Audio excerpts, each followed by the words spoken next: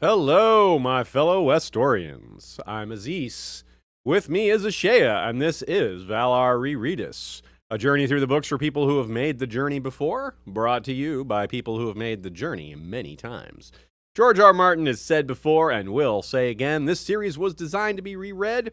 We're your tour guides on this journey. But even we doing this full-time can't catch everything. If you're watching live, you can feel free to ask live questions. Also, feel free to submit questions and comments ahead of time by joining us on one of our social media outlets, such as Facebook, Flick, Discord, or Slack. And you can find links to join those in the description of the video or the podcast, whichever you are partaking in. Also, check out the Isle of Faces. That's Joe Buckley's podcast. You can find his thoughts throughout each episode of Valar Rereadis. Ditto Nina Friel on Tumblr. She goes by Good Queen Alley with one L. And her thoughts are also throughout this episode and most other Valar Rereadis episodes.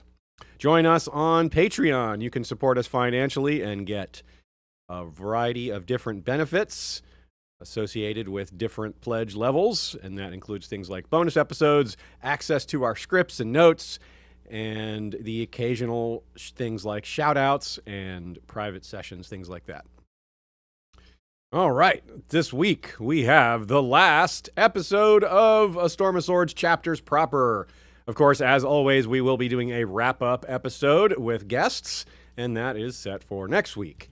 This week, the last 5 chapters. Tyrion 11, really making Tyrion Lannister a murderer, aka the one where Tywin and Shae die. Sam 5, the gang meets Sam the player, aka the one where Stannis requires castles. Jon 12, just say no to Winterfell, a.k.a. the gang votes for snow. Sansa 7, slaying a giant in a castle of snow, a.k.a. the one with only cat. And Epilogue, the day they hanged Merrett Frey, a.k.a. the gang meets Lady Stoneheart. What an episode for this to happen to fall on Mother's Day. I mean, we did not plan. I mean, we definitely, we planned it. Yeah, we totally planned it. No, we had no idea. It was a complete coincidence, accident.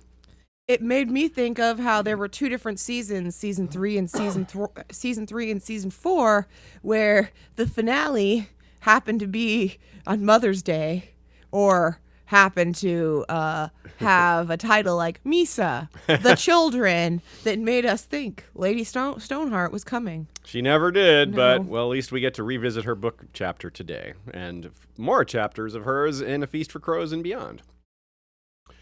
Maybe it's not the deepest of themes to point to, but this is a run of chapters filled with some of the snappiest lines in all of A Song of Ice and Fire. We have Tywin's last moments and inability to shit gold. Stannis absolutely reams Janos Slynt. Mormont's Raven also gives a snappy comeback to Alistair Thorne, who also absolutely reams Janos Slynt. That's the Raven, not Alistair Thorne. But then Jon's on the receiving end from Iron Emmett with, now I know how Corn Halfhand must have felt. To be fair, Iron Emmett was on the receiving end of an unfair beating of the physical variety, right after giving a fair beating to Jon. Next up is Only Cat, one of the most nasty zingers from a murder of all time. And it's followed by the Brotherhood Without Banners killing Merrett Frey with wordplay before they kill him with rope.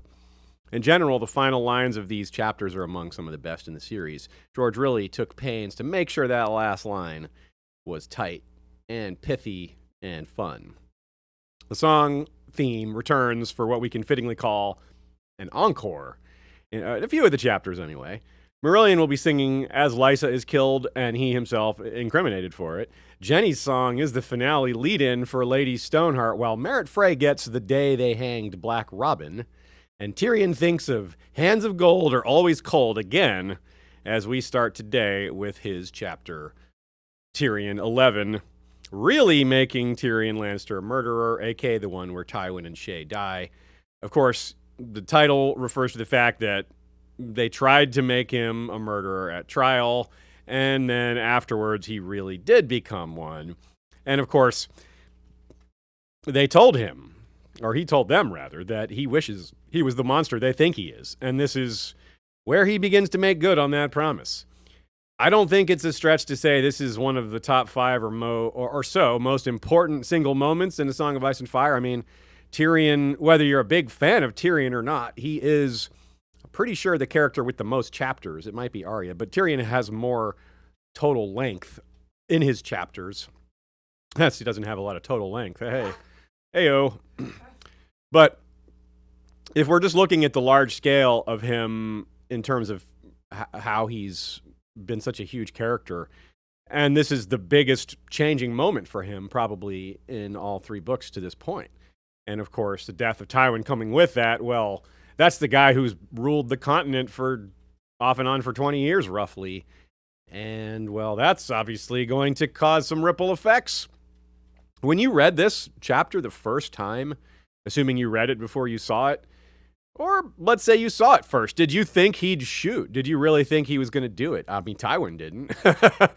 But, I mean, I don't think I paused to think about it, to think, whoa, is he really going to do this? I just kept reading and what, you know? That's the case for me in a lot of situations when you ask questions like that. I'm like, yeah. I just read. I just kept going. Yeah. I couldn't look up from it. I couldn't take a moment to breathe or do anything. I just had to read. I think a lot of people are that way. I think that's usually how I am. But there definitely are people who who stop and think about it. Yeah, and I'm curious what their reaction was. Yeah. And Shae as well was harder to see coming because he's not pointing a crossbow at her and he didn't have like an obvious murder weapon. So that may have been a different sort of surprise, and I suspect a lot of people were like, "Whoa," when that happened too. And then the lie to Jaime at the end. That's pretty surprising too. We know for damn sure he didn't kill Joffrey. But so much unravels.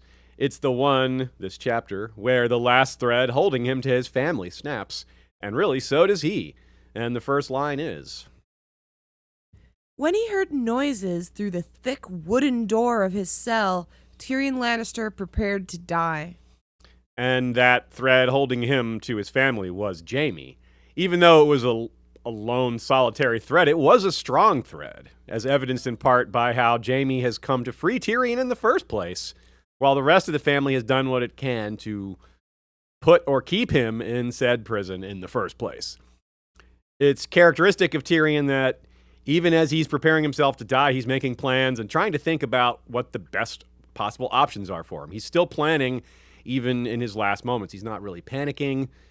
You know, he's considering what to say. He wants to have like a nice last statement, something like that. It's interesting. He's not afraid. There's no cowardice. There's just kind of, he's resigned and wants to make the most of it, even though there's not much that can be made of it until Jaime shows up. The perspective is huge in this chapter. It would look very, very different from Jaime's point of view. And we will at least get Jaime's point of view in part when we see him in A Feast for Crows again, although it won't be right away. We won't get to see Jaime's take on any of this until he begins his vigil for Tywin. The 10th chapter of A Feast for Crows is Jaime's, and that's not counting the epilogue, so I guess you could say 11. And we'll deal with his feelings on the matter since it dominates that chapter at the time. But we will at least look ahead to that chapter to get some details on the logistics of the escape, things like that. Much is suggested about Varys' intentions with regards to Tyrion and Tywin, and I think it's a worthy subject, but often overstated. I believe Varys adapted to a surprising situation expertly, as he often does, but otherwise would not have freed Tyrion. Jaime forced him to. Keep that in mind. That's hugely important here. And though Varys may have guessed, he might have been like, I wonder if Jaime's going to come and try to do something. But he couldn't have assumed it, and he certainly couldn't have counted on it. I mean, like, any minute now, Jaime's going to come in here with a dagger and force me to open Tyrion's cell. It's just a matter of time. No, I don't think so. I think that's assuming too much. Now, yes, Varys absolutely does lead Tyrion to Tywin's room with almost hilariously precise directions, all while protesting. Like, no, you do not want to go exactly 230 rungs up and then walk 60 feet, put your hand on the left wall. But you really don't want to do that. I mean, that's reverse psychology, I think, if you ask me. And I guess you did. But at this point, Varys is already screwed. This is a classic in for a penny, in for a pound situation. Tywin's death is cited on the outside as the reason Varys had to go into hiding, and that's not entirely wrong, but he would have had to go into hiding anyway simply due to Tyrion's escape. I mean, Right when Tyrion walks in the room, in the privy, Tywin is like, Varys did this, didn't he? I'm going to have his head, blah, blah, blah. And then he's like, Tyrion's like, hold on a sec, Dad. We've got other things to talk about. So there's no way to free Tyrion without Varys getting blamed. That's the bottom line. Varys says as much to Jaime. He's like, look, if Tyrion gets out, there's no way this doesn't come back to me. Point being, once Varys knows he has to go into hiding, might as well make it as worthwhile as possible. What's a murder or two if you've already committed treason? Right? It's nothing. It's just going back to the buffet for more. You've already paid. Varys surely overhears Tyrion and Jaime's conversation, their argument. Surely he overheard that, right? He had to have been listening in. I mean, this is Varys. And he realizes immediately Tyrion's state of mind. He knows Tyrion is out for blood over this Tysha confession and realizes that he can force a confrontation. Or at least once Tyrion says, hey, I want to go up there, Varys knows exactly what's going to happen. If Tywin dies, as it happens, then what a huge stroke. If Tyrion comes back out of that room alive, they can recruit him. If he doesn't, well, they meaning Team Varys, well, they haven't lost much, have they? Tyrion was already condemned, and his value to them is in part based on his claim to Casterly Rock, which is much weaker with Tywin alive and very, very strong with Tywin dead. Over the years, a gambling term I've used here and there in podcasts is the term free roll. It's something that's a bet you can win or not win, but you can't lose. Usually it's because you've risked something that has no value to you. It's precisely the case here because, well, break it down. What is Varys risking here exactly? His position on the council and his job of Master of Whispers and his safety would be the thing he's risking if those weren't already out the window based on Jaime forcing him to free Tyrion. So, the scene when Tywin points out that the king doesn't necessarily have the most power, he's obviously talking about himself as the one who does have the most power. So you can see why if Varys only has this last little bit he can do, or at least encourage, well, it's a big little last thing to do as he's leaving. Or at least help Tyrion do. His death is gigantic on both an interpersonal and political level. He's been the most powerful person in Westeros for the entirety of the series. He was more powerful than Robert when Robert was king. He's certainly more powerful than Joffrey or Cersei. And this is another point that lets it sink in, just how powerful Tywin was. Who's the most powerful person in Westeros now? I don't know. It's a debatable point. There's plenty of people you could nominate and say, well, maybe it's this person, maybe it's this person. And that just goes to prove how powerful Tywin was, because it is clear that it's him, but when he's gone, it's not. So he was way ahead of, second most powerful, whoever that even is. His death is going to inspire men like Jon Connington to see Westeros as weak, or at least weaker. It will embolden Stannis and the Dornish and the Ironborn, though many of them were already pretty bold, if we're being fair, but still, there's no doubt it's a boon for anyone except those closely allied to the Lannisters. It's not good for the Tyrells, for example. While it gives them more ability to, say, seize power from within, they can make more moves within their alliance, it weakens them on the outside because it makes them vulnerable to attacks from other factions who were wary of going up against the faction led by Tywin Lannister. Varys goes to work on this right away, leaving a coin unique to the Reach in his false jailer's quarters, leading Cersei in her level 1 thinking, a coin from the Reach must mean the Tyrells were involved in Tyrion's escape. But Varys knows that's the way she thinks, so it's a perfect little simple play for him.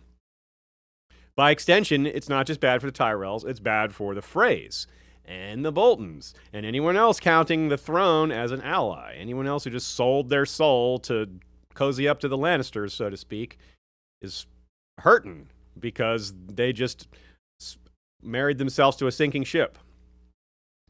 Now, of course, the Lannisters aren't going to sink right away, but we can see how it starts to become a bit of a clown show. On the complete opposite spectrum would be a character with the least power. Well, if Tywin's the most powerful, who's the least powerful? That's not really truly possible to determine. Because, I mean, what, was like some baby out there? Well, is that baby tied with other babies? Well, are babies really more powerful than 2-year-olds? I thought you were saying is that baby tied to other babies? They like rope together. Yeah. But Shae is a pretty good example of someone who is an adult with almost no agency.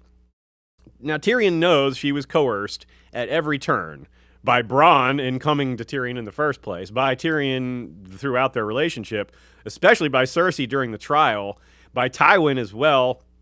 I mean, she never went out of her way to harm or insult him. I wouldn't say she was really loyal to him either, but hey, she's not supposed to be.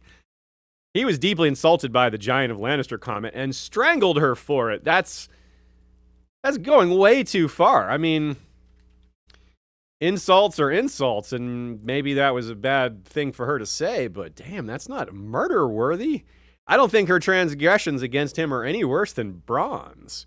He insulted Tyrion plenty of times, and maybe, Tyrion doesn't take Bronn's comments as personally because it's not an intimate relationship, but still, she wasn't actually trying to insult him. She wasn't rubbing it in his face. She was desperate for something to say that would keep him from doing something awful.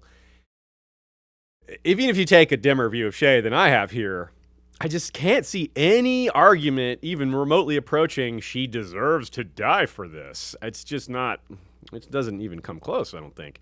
It's the epitome of one of Tyrion's worst qualities, one that he gets from both his father and from his ultra-high position in society. Insults are mortal issues. You grow up in Tywin's family. Well, Tywin takes them that seriously, so you can kind of see where he gets it from. But Shae isn't like some sworn sword or anything. She never promised him loyalty. She never took an oath. I mean, yeah, there's just... And think of her perspective here. She's just laying in bed there, and all of a sudden Tyrion just appears with his evil grin and his horrific scar, and just she knows that he's gonna be wanting revenge. That's terrifying, right? Now let's jump forward to the final scene with Tywin, where he says, You are no son of mine. Now that's where you're wrong, father. Why, I believe I'm you, writ small. Do me a kindness now and die quickly. I have a ship to catch. This is the ultimate point about their relationship. Tyrion is right. It doesn't matter whether you think Tyrion Targaryen is essentially canon or one of the worst theories ever, or somewhere in between. Tyrion is a lot like his father, whether his father is his sire or not. Tywin raised him, and he's like him. He is Tywin writ small, as he says. Nature, nurture, debate it all you want. The bottom line is clear. And I do like to debate it. But still, no matter how you debate it, we get the same answer, ultimately. It's obviously not a perfect comparison. I mean, one of the biggest issues with Tywin is his own fathering, and his own father was much different. So Tyrion's experience is different there, and clearly Tyrion has no kids of his own for us to judge that. But particularly with lower class people, which is pretty much everyone else compared to the Lannisters, he doesn't respect other people's points of views all that much or appreciate their struggles. He's very bad at putting himself in their place. He tries, he's just not that good at it, especially when it comes to their agency or really their lack thereof, in part because he has so much agency, and it's hard for him to perceive how different that is for other people. He sees how little he has compared to the rest of his family, and that's fair enough, but he's blind to how much advantage he has on just about everybody else. Now, this is the moment where he truly realizes it himself, though. It's like a Highlander moment. There can be only one, a Sith apprentice slaying his master to take his place. Now, I don't want to go too far with this. Tyrion's not evil. He's had a lot of reason to feel hate and rage and anger and fear and pain. Emotions he specifically feels as he slaps Jaime when Jaime comes to rescue him and gives him the Tysha explanation. But all these things have turned him, and he's embracing them. He's embracing rage and anger and fear and pain. It is very Sith-like. I think he has treated Jaime with hypocrisy here. Perhaps fitting of all, most fitting of all, that is, because that's something we've been saying is so much a factor of Tywin, and being like Tywin here at the end is fitting. when he's asked about murdering Joffrey.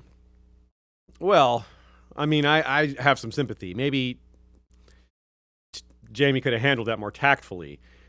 But even Tyrion himself realizes how bad the trial looked like from the outside. The evidence was damning. And Jaime's still here freeing him, despite all that. But with regards to Tysha, is Jaime's actions in a nutshell or in a vacuum any worse than what Tyrion did? Arguably what Tyrion did is worse, but you can see still why it's so very painful to Tyrion despite this equivocation. Now, what I mean is that Jaime did not participate in this barracks rape of Tysha.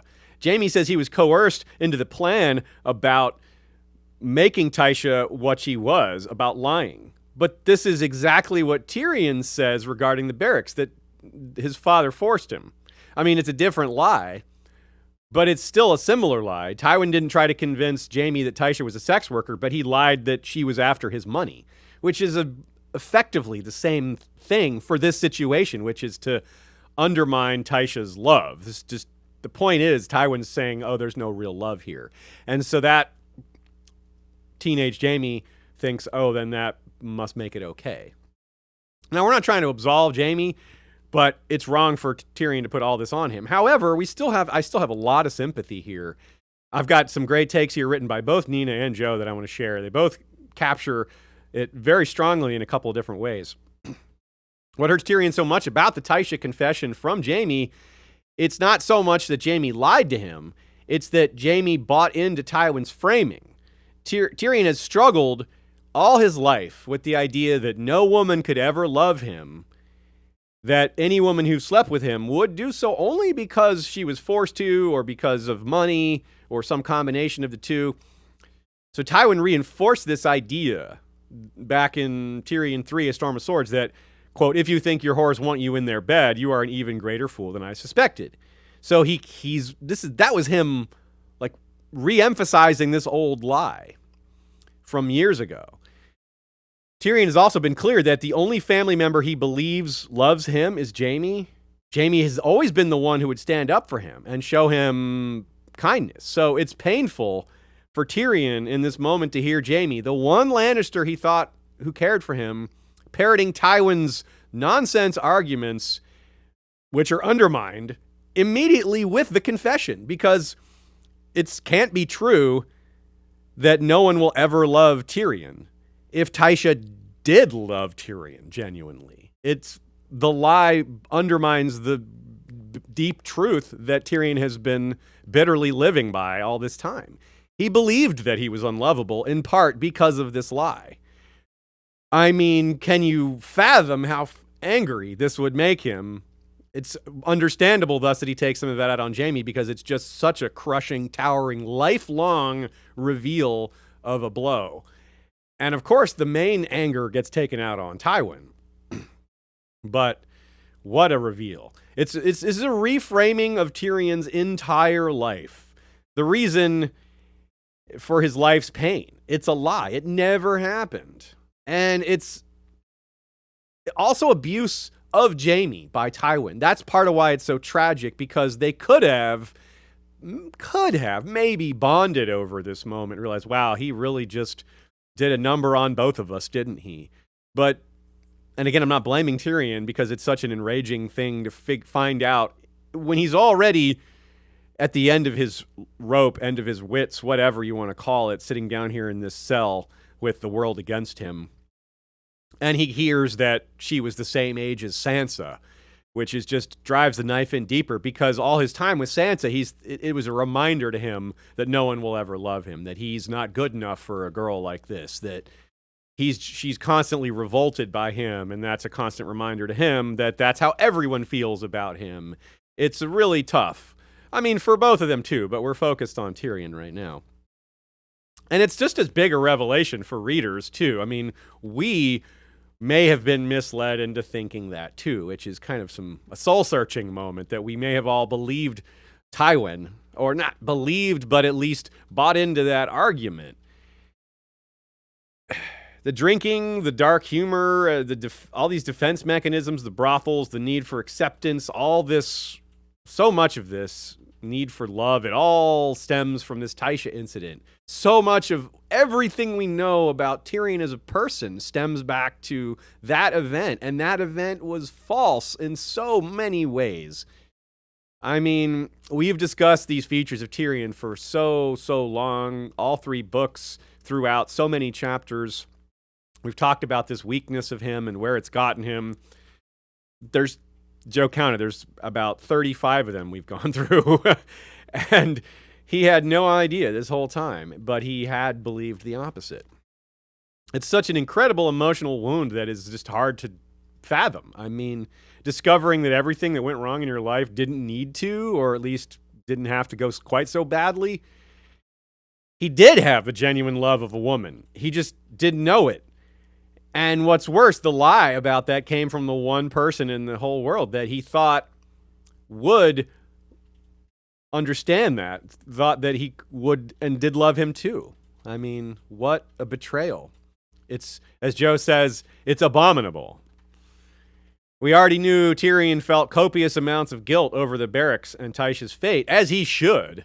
But the feeling is increased now. He discovers she really did love him. The crime he committed against her is even worse because she was guilty of nothing. She was completely innocent. In fact, she was exactly what she said she was. And that just, oh man, Tyrion, yeah, you just realized even more what you've done. So he's got all this rage and frustration at himself and at Jaime and at his father and at everyone else, all these people, all at once. Who knows where, I mean, how would someone process that? How would you begin to deal with that? Spitefully then, after the question about the murder, Tyrion lies. He throws out the lie about Joffrey's death, and he brings up Cersei's infidelities, which is partly true. I mean, he throws in names that aren't necessarily accurate, but Lancel certainly is. The Kettle Black's more of a later thing. I don't think that's actually happened to this point. But yeah, we'll call it, Tyrion predicted it accurately.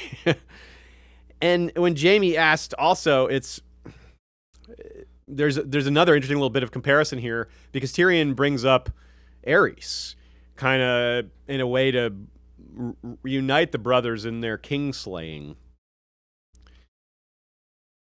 But also because the question hurts so much, that's part of why he throws it back in Jaime's face. To ask that question is to suggest that Jaime doesn't trust Tyrion's declaration of innocence. He doesn't believe that Tyrion wouldn't try to hurt his son. I mean, that's an unspoken thing here. Well, until Tyrion says, yes, I killed your vile son. It was somewhat unspoken that Joffrey was Jaime's son. So, but that does make it a bigger crime on Tyrion's side. If Tyrion kills Joffrey, that he's killed Jaime's son as well as Cersei's son. And, well, killing Cersei's son is one thing, but Jaime and Tyrion had a good relationship. And Tyrion's also trying to emphasize what else Jaime's guilty of. I mean, Jaime knows about the assassination of Bran, the attempt on him, and Tyrion brings that up. Jaime mentions, yeah, I thought that was the case. And Tyrion seems to know that Jaime tried to, about the Bran thing, about pushing Bran out the window. And he uses this point to prove that Joffrey would have killed him eventually too, because Joffrey is so aggressive and violent towards weakness. That was part of why he killed Bran, or tried to kill Bran. And so he has a strong point that, yeah, Joffrey's just going to kill me one day. And that never did motivate Tyrion that much in terms of, well, he wasn't going to try to kill Joffrey over it. He was just going to try to deal with it. But it works really well here as an argument. Now, after all that, I do still believe Tyrion deserves sympathy. I mean, this is a difficult thing. There's a lot of emotional baggage on both sides, or there's not just two sides here. But perhaps not in this scene, though. I just mean in general. He's not wrong to feel an outcast when it comes to love, both familial and romantic.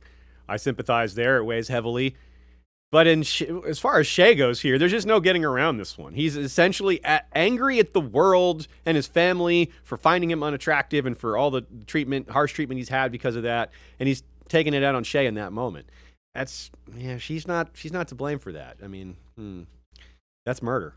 His father, though, I mean, he committed an act of pure evil against his own son that scarred that son for life. No matter what level of guilt we put on Tyrion himself, there's a ton of guilt for Tywin. I don't condemn Tyrion for killing his father here, though many in Westeros will. But they had already condemned Tyrion. It's the same in for a penny, in for a pound thing. They already think he's a kinslayer and kingslayer. Everyone already thinks he killed Joffrey. Killing Tywin is another free roll. It's just, why not? What a story this is to outsiders, though. He shows up to Daenerys or the Golden Company or the Second Sons or whoever, and he's like, yeah, I killed Joffrey. I killed Tywin. I killed all those people. I'm going to kill Cersei, too. I'm going to kill them all. But also just not things he says, but his reputation outside Westeros. Like, how did he do this? How does this little man lose his trial by combat, yet escape prison just after it to kill the most powerful man in Westeros and kill his former lover on the way out the door as well? Like, how the hell did he do that? Like, we know, but from the outside, it's crazy. Like, what the hell? How did he do that? Obviously, in the Braavosi play, they were also wondering. Yeah, you're right. You're going to see that with Arya. We see it in the show, but we do see it in the books. But I don't know if we're really getting into the Winds chapters here, so we'll move along. We are. All okay. spoilers are fair here.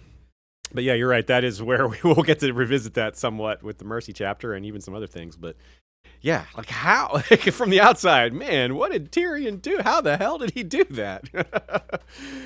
They must think he's got some magic or something. I mean, jeez.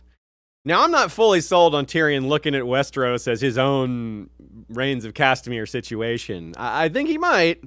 I think George R. has also placed some elements in his future story that could take him there, but also could take him the opposite way. He could, I don't know if he'll become decent, but at least back away from the edge. And maybe he'll become decent. I don't know.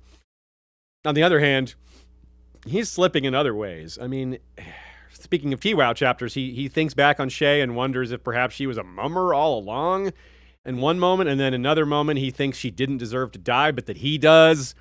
And then another, in the same chapter, a few paragraphs later, his rage is so dark and complete that he thinks that if he was holding a weapon in that moment, he might have killed Penny. I mean, that's how down in the depths he is.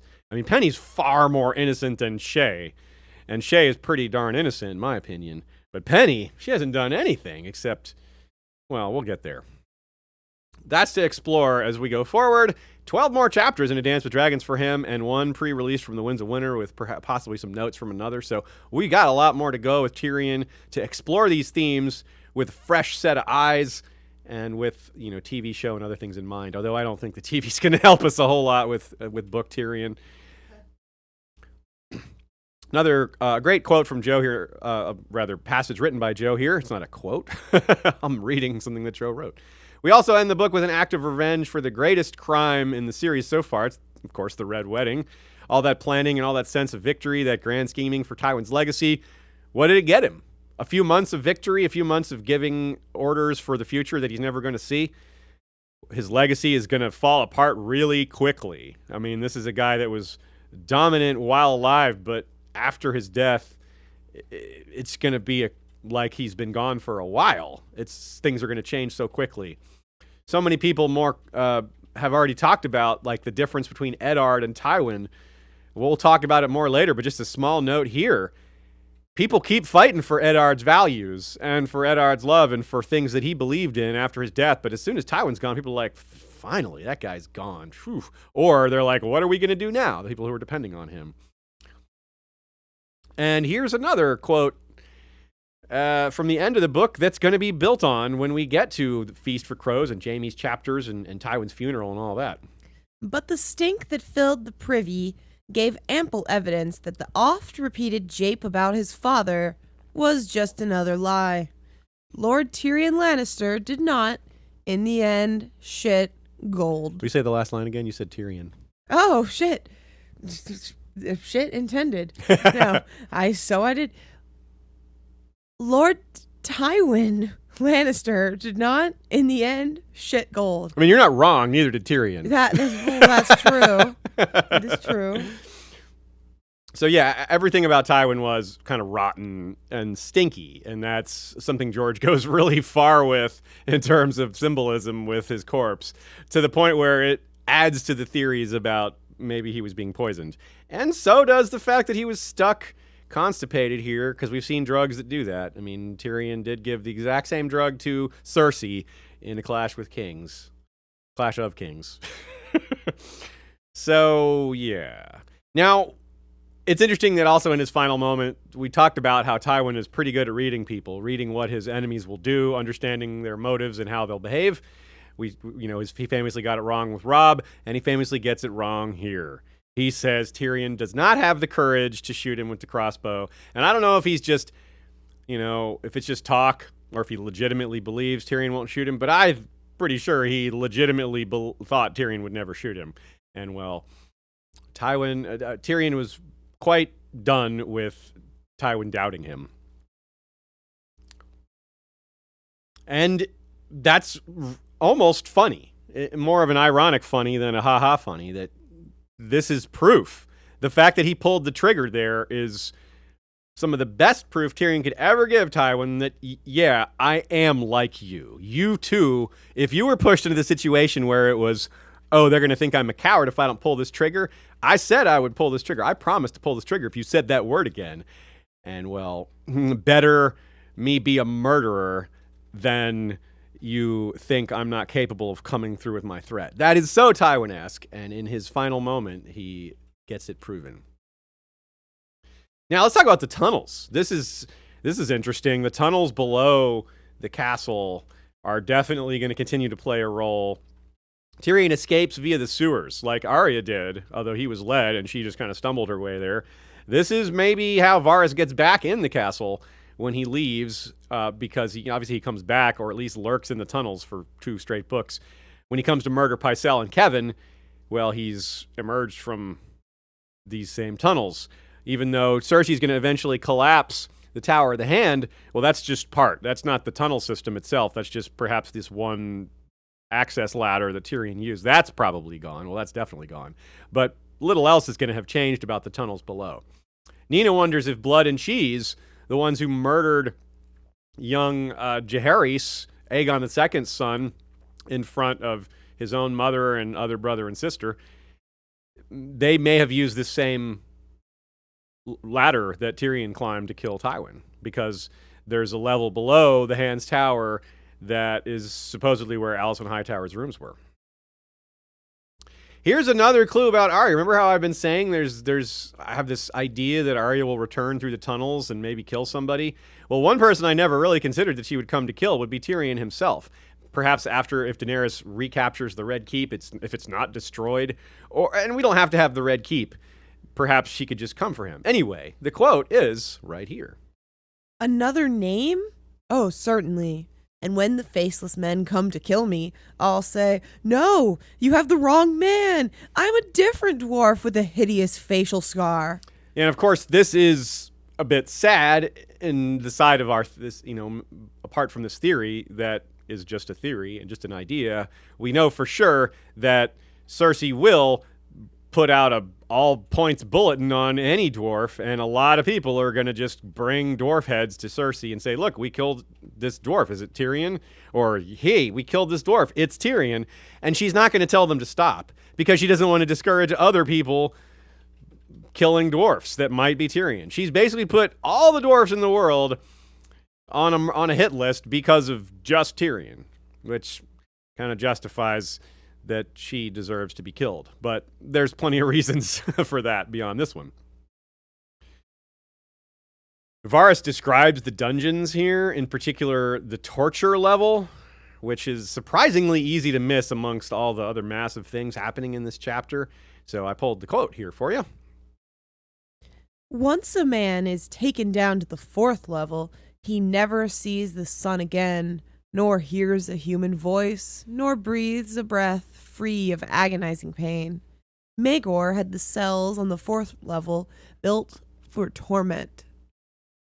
They had reached the bottom of the steps. An unlighted door opened before them.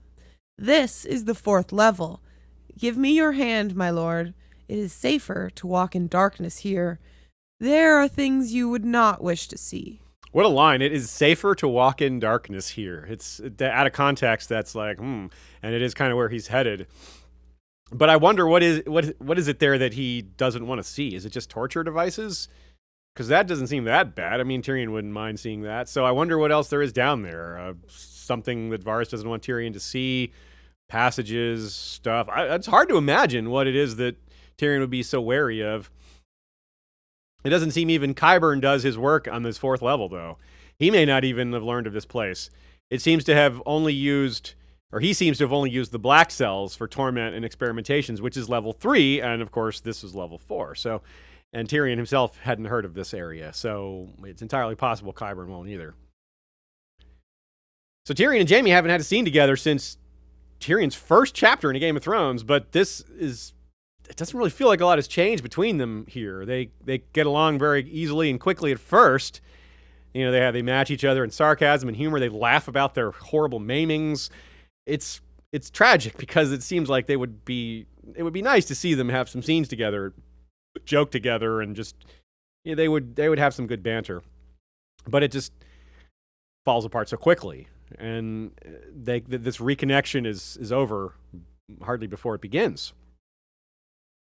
Jaime's voice sounds strangely solemn when he says he's come to rescue Tyrion, and Nina wonders if that's perhaps because he still feels guilty over Tysha. I mean, he thinks of the Tysha situation many, many times throughout his chapter without leading the reader directly into knowing that that's what he's thinking about. He thinks of bits and pieces of it. This is why rereading, again, is so important, because on a reread, you catch just how much Jaime was thinking about Tysha, and Tyrion too, because Tyrion thinks about Tysha quite a lot before the full story is laid out. It's bits and pieces from both of them over this issue. So once it comes all into play, all fully into the picture, it's gigantic. So maybe Jaime is thinking here that this is his chance to make up for what he did. He doesn't realize that it's actually going to make things way, way worse because he doesn't fully understand what the situation means to Tyrion. He doesn't understand the part about Tyrion feeling unloved and how much this validates or doesn't validate that concept and how he's lived a lie. And it's funny in another not so funny way. Remember, we brought up the Faceless Man bit. It's not just the relationship with Penny that develops, and partly because of this, but Penny's brother is killed because of those orders about let's hunt down all the dwarfs. And as another little bit of synchronicity, when Jaime, after all this fallout and they discover Tywin's body, Jaime's going to wonder, since Varys has disappeared, if Tyrion didn't kill Varys. He's like, did Tyrion kill Varys somewhere down in these tunnels? I don't know. While during this chapter, Tyrion is wondering, is Varys going to kill me down in these tunnels? So it kind of goes both ways. Interestingly, and I agree with this point, Nina suggests Tywin was telling the truth about sending Tyrion to the wall. That doesn't change a whole lot of the picture here, but it is an interesting little sub-point that it does seem to be probably true. The argument being that it's still a Lannister thing. It's still something that Tywin doesn't want, the spectacle of a public execution of a Lannister. He doesn't want people talking about it. He doesn't want these kind of conversations and gossip going on. Sending him to the wall quietly is much more preferable because, one, it's not a public execution.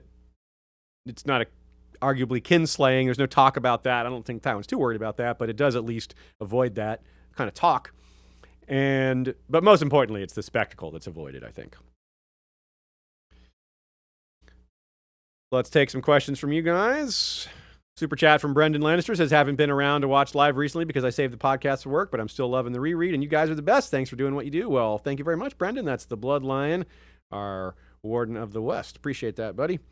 Nina says, Tyrion explicitly knows about Bran and Jaime. Cersei confirmed it. That's right. That's true. You're right. I think I wasn't firm in suggesting that he knows. Yeah, that's what it was. Then we got a series of questions, really a discussion among the chat here I wanted to share.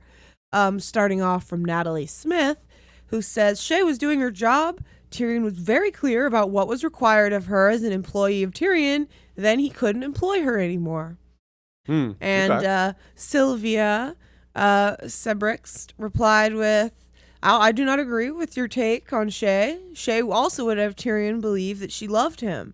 Next, she betrays him in the courtroom for money, then swaps him for his father, to which Lady Leaf Underhill said, I don't think she betrayed him just for money.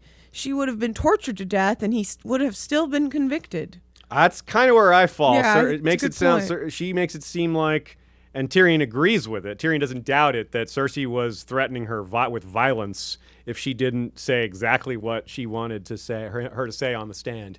And I don't know that Shae's testimony was damning because everyone was against him. But I don't Sylvia is entitled to her opinion, and promises are promises, whether they were made under if they're forced or not. That's an issue that Jaime brings up a lot, and Jaime decides to go through with a lot of his promises even though they were forced. So it's a matter of how seriously you take promises and whether they're what these promises mean. Jaime has more of the power to be able to keep his promises. I agree. It's harder for Shae. She has far less agency than Jaime. So it's a good conversation, and it's interesting to try to explore the different abilities that these characters have to make their own way in the world. Kevin Moritz says, I love the way John Con phrases it like, I can't remember the specifics, but something along the lines of stinking drunk somewhere planning his latest infamy. Yeah. Something about, Tyrion. John Con also not a big fan of Tyrion, is he? He really doesn't like him. And it's funny because John Connington is kind of is clear-sighted about Tyrion, whereas a lot of other people aren't. Although it's not quite that simple, but John Connington's not very likable, but he's smarter about Tyrion than most people. There were so many people on our Flick channel saying, damn you, Tywin! Tree Girl points out that Jaime seems to care more about Cersei cheating on him than the killing of his son. I do believe that's accurate, that he doesn't really think about Joffrey's death as that big a deal. I mean, it's a deal. It's not like something he just brushes off. But Cersei cheating on him that's the thing that just really gets him wrapped up and spinning. And I think that Tyrion knows what he's doing when he says that. He knows it's going to drive a knife into Jaime and make him think about it a lot. He knows his brother well enough to know how to get him thinking. Throughout our social media platforms, Facebook, Flick, Discord, Slack, nobody really thinks that Jaime and Tyrion have a great chance to patch it up again. Some people out there think there's a chance, but if I'm taking the general opinion and averaging it together of what people are suggesting or people are predicting, it doesn't look great, but we'll see. We'll see. Interestingly, the concept of sharp lesson comes up here one last time. Sharp lesson is what Tywin said he needed to give Tyrion when the Tysha incident happened. And, well, Tywin had said that Joffrey needs a sharp lesson too. And, well, maybe he was going to plan one for Tommen, who knows, but those sharp lessons are no good. But there shan't be any more coming from Tywin. Super chat from Morley. Love the series. Thank you, Aziz and Shae, for all the fabulous content. Love to the kitties. Yeah, love to the kitties. Thank you, Mara. We appreciate it. And love to your cat as well. Let us move on. Samwell 5. The gang meets Sam the player, a.k.a. the one where Stannis requires castles. Red Stannis needs castles. Little gauntlet joke for y'all. Old school folk. After such a heavy resolution to a fatherhood arc, Sam's dad issues don't look quite so bad, but give it time. For now, he's operating outside the shadow of his father with bravery and rational judgment and cleverness. You love to see it. But there's still powerful people throwing their weight around. Quote. The king was angry. Yeah. And you don't love to see Stannis praise Randall Tarley, Sam's dad. He's like, that's an able soldier. Yeah. Our Discord channel brought up the concept of how rough Stannis would be if he had a son. I mean, it wouldn't necessarily change Stannis the person, but he would be hard on that son. He would be harsh and unforgiving, and Stannis is a guy who doesn't really understand weakness or forgive it, so he would really push that kid hard, I think, and maybe it's a good thing that didn't happen. The lack of a choosing here, this is the main thing, though, that Stannis is upset about. But this isn't Stannis' ambition. He's trying to prepare the North for the others, and he needs them to get their act together so they can start planning. Changes are required. These changes are rather stunning. Stannis immediately tells the gathered brothers he wants their excess castles, which is a lot of castles. Jon will soon start occupying a few more of them, but there are 16 empty at the time of this particular asking. He also wants the gift. He wants the gift to be gifted. He's evasive why he wants it. And there's a reason for that. The reason he doesn't tell them why he doesn't, he says, he's like, I'm going to use it better than you will. That's not an answer. He's going to give it to free folk. And the Night's Watch would not be happy. He's like, I'm going to give your land to wildlings. I mean, yeah, you can see why he's keeping that part to himself. They're going to hate that. They're already unhappy at Stannis for other things. And, well, that is worse. But then it becomes a much bigger ask and a very interesting note in the pursuit of understanding the prophecies. It begins with Maester Aemon asking a question. Is it the war for the dawn you speak of, my lady? But where is the prince that was promised? He stands before you, Melisandre declared, though you do not have the eyes to see. Stannis Baratheon is Azor Ahai come again, the warrior of fire. In him the prophecies are fulfilled.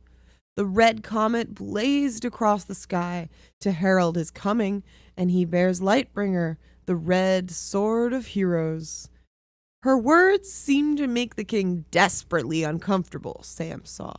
Yes. I would be too. Yeah, like being told you're the savior of the world, but not all the details line up. I mean, very clearly, though, importantly, Azor Ahai and the prince that was promised are noted to be the same person by Melisandre, and maybe you could say Melisandre's track record is questionable. Well, you can definitely say that, but Aemon doesn't object to associating them as the same figure. So he's more concerned about lack of heat from the sword. This is probably a lead up to us learning that Stannis' Lightbringer is a mere glamour. Well, I guess we kind of already knew that. And maybe we shouldn't call it a mere glamour because it's a very impressive glamour. Still, it's been quite a while since we've had any real talk about fake Lightbringer. So let's think all the way back to Davos 1 in the Clash of Kings when Stannis first claimed Lightbringer was what it is. We had a deep discussion back then about how that ceremony was not too great because there were things wrong with it. Some things didn't seem to line up. Davos had his doubts. It just didn't feel right for a lot of reasons. And now Maester Aemon's kind of... Excuse me. Maester Aemon is reminding us of all those doubts, bringing them back around again. Very similar set of doubts, but with a lot more knowledge of the occult and prophecy. Maester Aemon is quite a bit more educated than Davos in general, but on this topic as well. And while it looks the part of Lightbringer, I mean, Sam is glowing in his praise for it. It doesn't feel right for a lot of other reasons, and Aemon is perfectly placed to tell us about it. Great comment by Archmaester Emma on our Flick channel.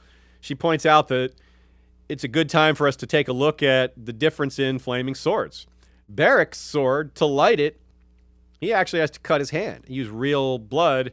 Sure, he's dead, but still, the point is, it's like a miniature real blood sacrifice. Whereas this is fake light. There's no blood at all used here. It's just pure sorcery. This maybe answers a little bit because it means the blood is pumping, right? Well, I don't know if it's pumping. It's just there. Our question, and Radio Westeros' question that we've long had, had for the last few months about Jon Snow being able to bone. Well, it's the concept is that the blood pools at the end of your extremities, and what Beric does is he cuts his hand open, so that the hand is where the blood would have been pooling anyway. Okay, so we don't know still. I was hoping it was a hint. All right. Yeah, good call, but I guess not. Maybe it is. We can think about it some more, but offline, y'all should chat about that. I'll keep going here. Aemon brings up the prophecy of the prince that was promised, and of course, he knows a lot about it. At least some details. We know that he discussed it with Rhaegar. They had correspondence. He's going to bring it up in A Feast for Crows, some of this correspondence and some of these things that Rhaegar believed. It's a pretty big deal. And more so than that, he was on the wall at the same time as Bloodraven. I mean, they arrived on the same ship, Aemon and Bloodraven. And Bloodraven was obviously very deep into prophecy. He was very close to the two different kings, one of whom was the bookish king Aerys I, who was very big in prophecy. You can draw a line from Aerys I to Bloodraven to Maester Aemon to Rhaegar and see how all these things connect. The Aerys I discovered a prophecy of the dragons being reborn again, or rather rediscovered a prophecy of the dragons being reborn again. Quite possibly this is the same text that Rhaegar discovered that led him to believe, it seems I must be a warrior, and all this business, or at least got him on that same general track towards these prophecies. If it's not that same exact document, it's probably a related document. We talked about this. I think it's worth mentioning our Summerhall series. You're right. Which does talk a bit Quite about this. Bit. Yeah. Good point. I talked about some of this yesterday with Joe Magician on his channel. We had a Bloodraven episode, and some of this came up a little bit. Now, Aemon doesn't bring up now or in A Feast for Crows the Ghost of Highheart's prophecy, which he should know about that too because of Rhaegar. And, well, just in general, it's not like that big of a secret amongst the Targaryens. And the thing is, the Ghost of Highheart's prophecy said it had to be the line of Aerys and Rhaella that would produce the prince that was promised. That rules out Stannis. But it does not rule out Daenerys nor Jon Snow. It would be interesting to know how much communication happened between Aemon and Rhaegar. We know there's some communication, but specifics... Are there going to be any documents, maybe? I mean, obviously, Aemon can't tell us now, but maybe if Sam goes back to the wall, he roots around in some papers. I don't know. It seems like a thin hope at this point, but there's always a chance we get something somehow. One of the many steps that Stannis has taken here that I think is, hey, not so bad. Forcing the brothers to build night fires every night. Being ordered to build more fires as winter is coming. That doesn't sound so bad. Stannis is having Obsidian mined on Dragonstone. That's definitely great, though he's lost his navy. He's lost Salador San in between now and then. So I'm kind of doubtful that any of that ever got shipped north. However, it should just be sitting there, mined, in piles or sitting there in containers. I don't know how they store it, but there's no reason for it to be destroyed. Stannis mentions here in this chapter he won't hold Dragonstone for much longer, and as at the end of the books where we're at now, he does not have it anymore. It seems that Loras Tyrell and his forces have taken it, although it looks like Loras got badly injured doing it, if the stories are true. So neither of them, meaning Stannis nor the throne, Cersei, are going to know or even guess that Dragonstone's a great place for Daenerys to land when she returns. And then if all this dragon glass is just there waiting for her, well, she's going to have a head start on being a savior. She's going to be well armed and be the person that brings this, perhaps from Dragonstone to the wall. She may be the vehicle. Well, not directly. Not Daenerys is not the vehicle. Meaning the person who leads the many vehicles and ships that carry the dragon glass north. One of the more glaring downsides to Stannis' coming to the rescue is the fear of people being burned alive. I mean, not just free folk, innocent people. It's just like, whenever Stannis is around, you gotta be wary of human immolation. I mean, the idea that Maester Aemon could be burned at all, that's kind of crazy when you think about it. It's like, why is the Maester of the Wall in danger from being burned by the king who came to rescue the wall? But here we are. It is a legitimate fear.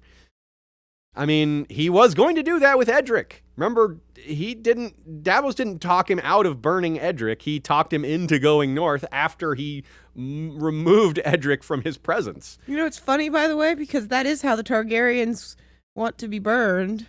Yeah, right. And because that's what you should do at the wall. Yes. If you die. Either way, if you die, you should be burned. She's right. And of course, this is all groundwork for Shireen, probably. But it is sure interesting that with Davos gone, other people are picking up the slack with let's keep Stannis from burning people. He's got this really weird downside. He's so good in so many ways, but man, he's just so quick to... And this chapter gets us even closer to the dark side of Stannis. His declaration to Sam that he wants to take the Night Fort as his seat. I mean, vibes. Dark vibes. I mean, it's awesome, though. I mean, it's so cool. This isn't criticism so much as ominous, right? But ominous can be really fun. Stannis at the Night Fort. I mean, Stannis at Dragonstone was really cool, but this is kind of like a parallel, right? Dragonstone is not nearly as old, but it's this volcanic locale with lots of mystery and sorcery may have used to build it. Night Fort, kind of the same, but older and more ice-oriented, and Children of the Forest, others magic rather than R'hllor and Valyrian magic. But what a change of location for him.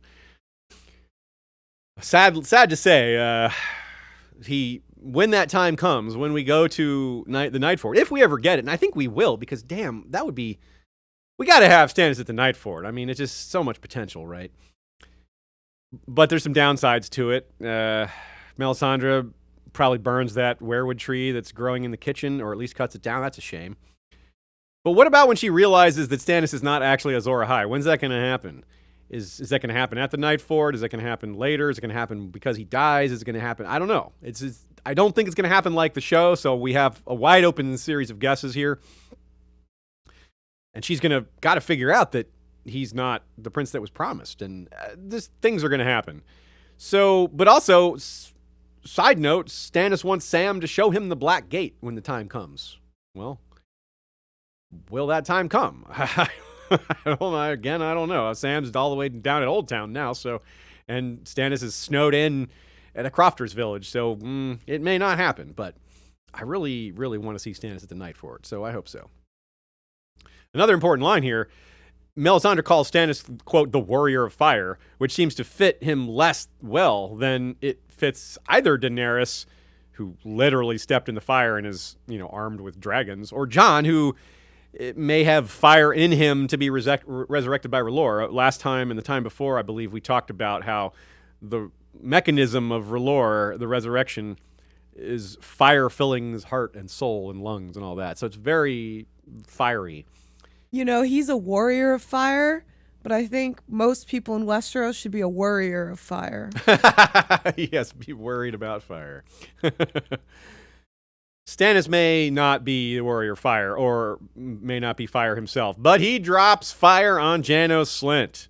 For someone who doesn't technically manipulate the election, he sure does manipulate the election. He absolutely destroys Slynt in front of everybody, in front of all the voters, basically not only saying he's unfit to lead, saying he's someone who took bribes, saying he's a worse leader than the cook, and that had Stannis had his way, he'd have executed him. It's like, man, you want my support? I would have executed you. So it's just like the total reversal of what Slynt and Thorne wanted. He drops this hint, too, that takes us all the way back to the betrayal of Ned.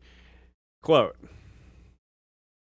Littlefinger had a nose for gold, and I'm certain he arranged matters so the crown profited as much from your corruption as you did yourself. True. Where's the lie? It nailed it, Stannis. Shows an even deeper tie between the two of them. Baelish made it seem like to Ned, he's like, I'm the one who pays them, so I can probably get them on my side. Whereas it seems like they had a regular working relationship that Baelish maybe didn't have control over the gold cloaks, but he kind of already had them in his pocket, and this kind of backs that idea up. I love that George set up an Ironborn and a Mallister as the two leading candidates from the other two castles here. Mallisters their existence is devoted to defeating Ironborn. I mean, their castle is called Seaguard. They have that's positioned, out near in a point of land that comes close to the Iron Islands, as close as that sea is. And they have this big bell that rings when the Ironborn come. I mean, their castle was built to defeat Ironborn, or to stop them anyway. In a lot of ways, Mallisters are born into a life that bears some resemblance to life on the Wall. It's a place built as a defense against a specific and dangerous foe. And that's kind of what Dennis Mallister has been his whole life, right? Pretty cool. I smile at the way this scene is written because he's such a great mix, Dennis Mallister that is, of clueless snootiness and warm politeness. And he's not an idiot by any means. Neither is Cotter Pike. They're just so very opposite and intentional caricatures of those extremes. You know, the stereotypical versions of people who had their type of upbringing. Cultural and class contexts are all over the place here, and it's really cool. I like it a lot. It's a small thing, but it's really well done. Joe says a similar thing. He says he finds these scenes incredibly funny. The way these two men are dead on about each other is brilliant because they're both right. Cotter Pike claims Dennis is more interested in telling stories about long-forgotten tourneys. And when when he's talking to Sam, he brings up long-forgotten tourneys. He says, "I beat your father in tourney, Sam," you know? And then he mentions other people. He's like, yeah. Like, that was like 50 years ago, man. And Dennis is right about Cotter being too obtuse and being more concerned with getting a one-up on Stannis than the larger picture. So there's a lot of stereotyping on both sides. Mallisters do this, Ironborn do that.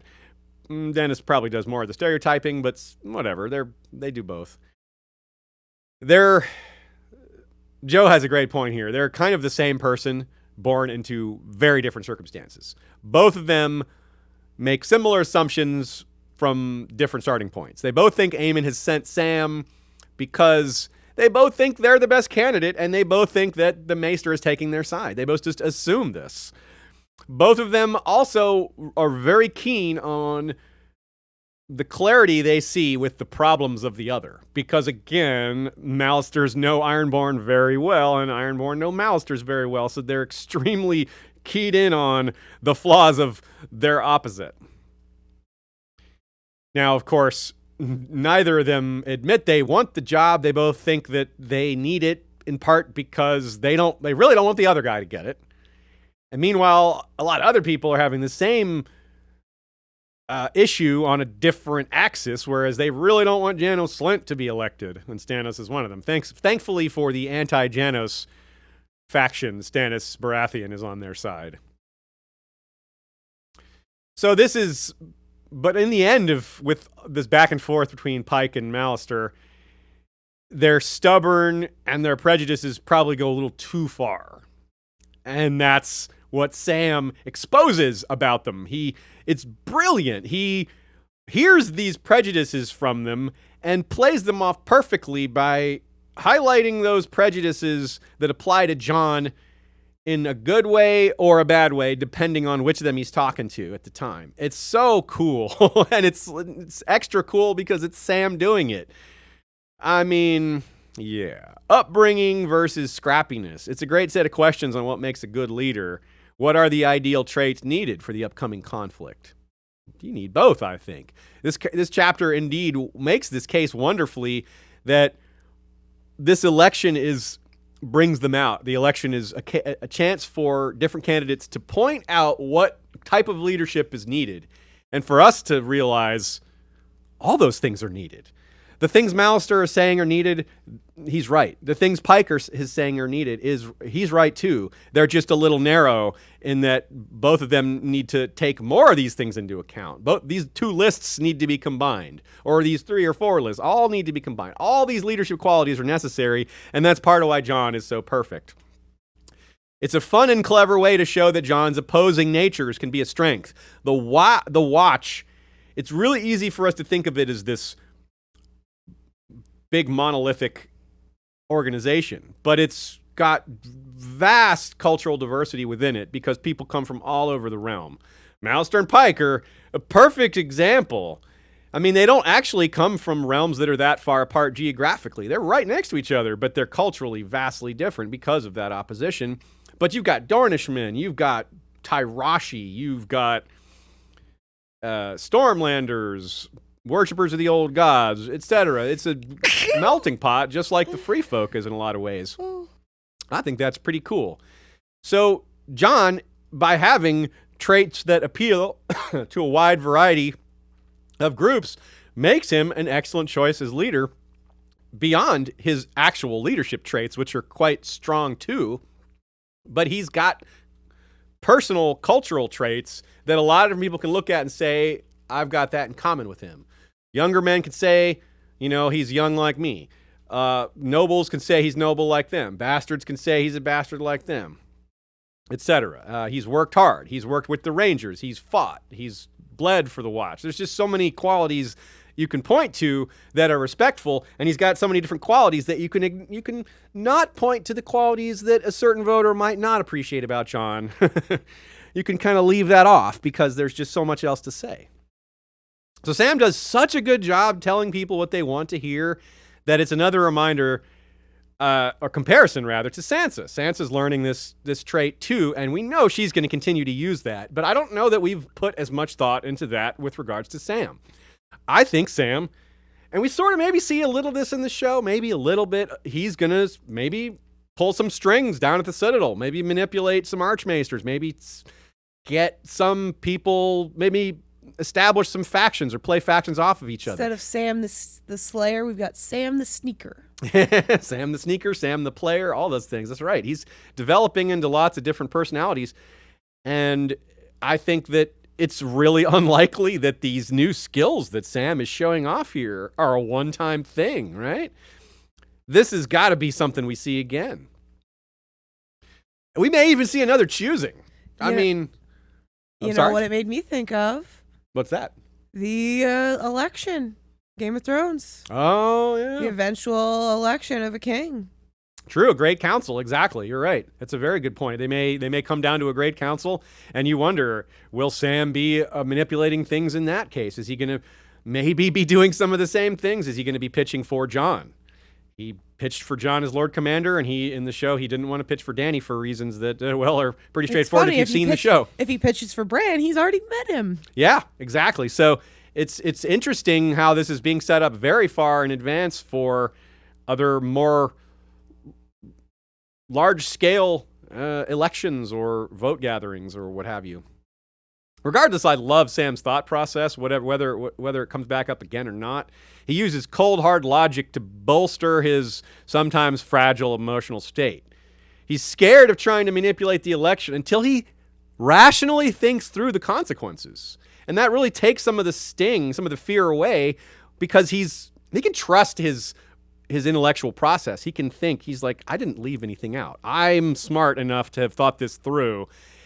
Not only are these consequences very little, but he's faced far worse. He's been beyond the wall. He's faced others. He's dealt with cold hands. He's dealt with mutinous brothers. He saw Small Paul's face eaten by a raven. That's the one he particularly thinks of in this scene.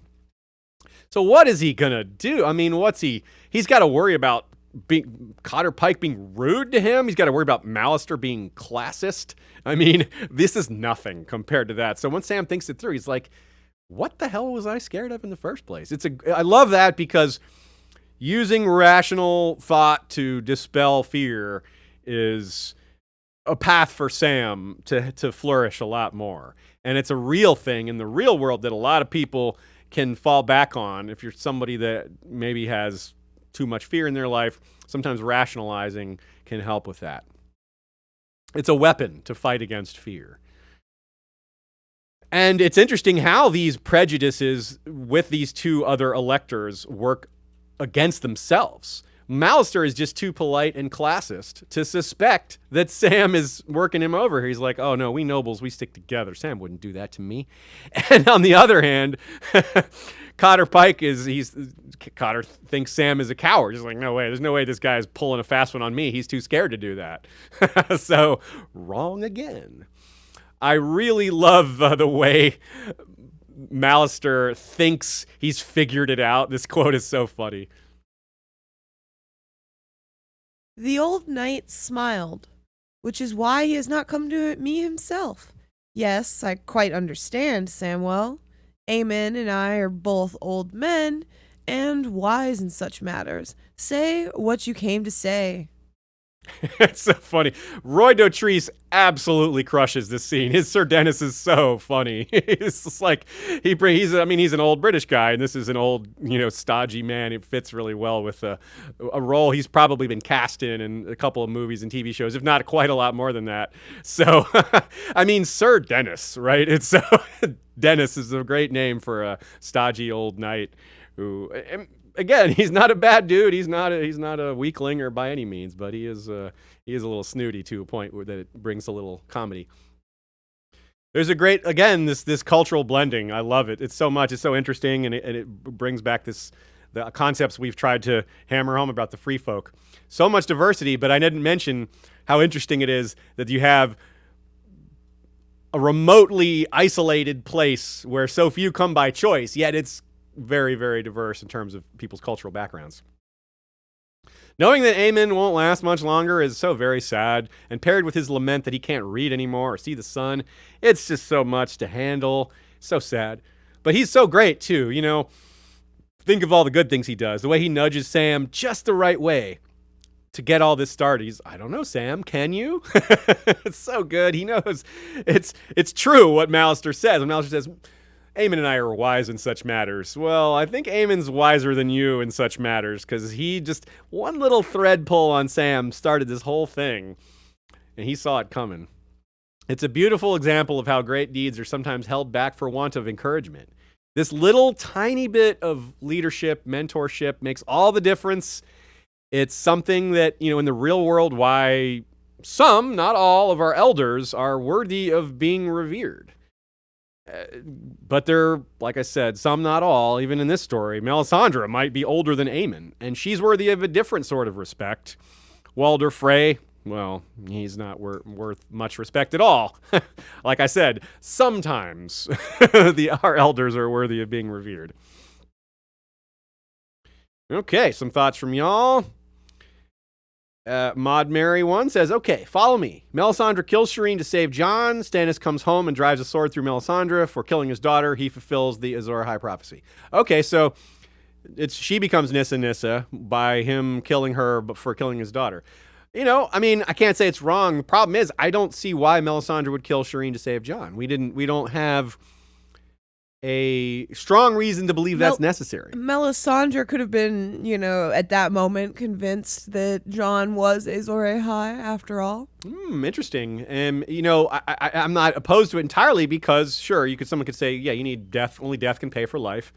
But why does it have to be Shireen specifically? And again, Beric was raised without any sacrifice whatsoever. He just, 6 different times. Same with Catelyn. So I don't think we need a sacrifice, but I don't suppose that means there can't be one. But I am definitely open to Stannis Shireen theories. Nina says this election, and especially this part, are very strongly a riff on the papal election in the Accursed King series. The Accursed King series by Maurice Drouin is a huge influence on A Song of Ice and Fire. It is his historical novels. There's 7 of them. They were written by a French resistance hero. Like I said, Maurice Drouin is his name. This dude is like highly decorated anti-Nazi guy.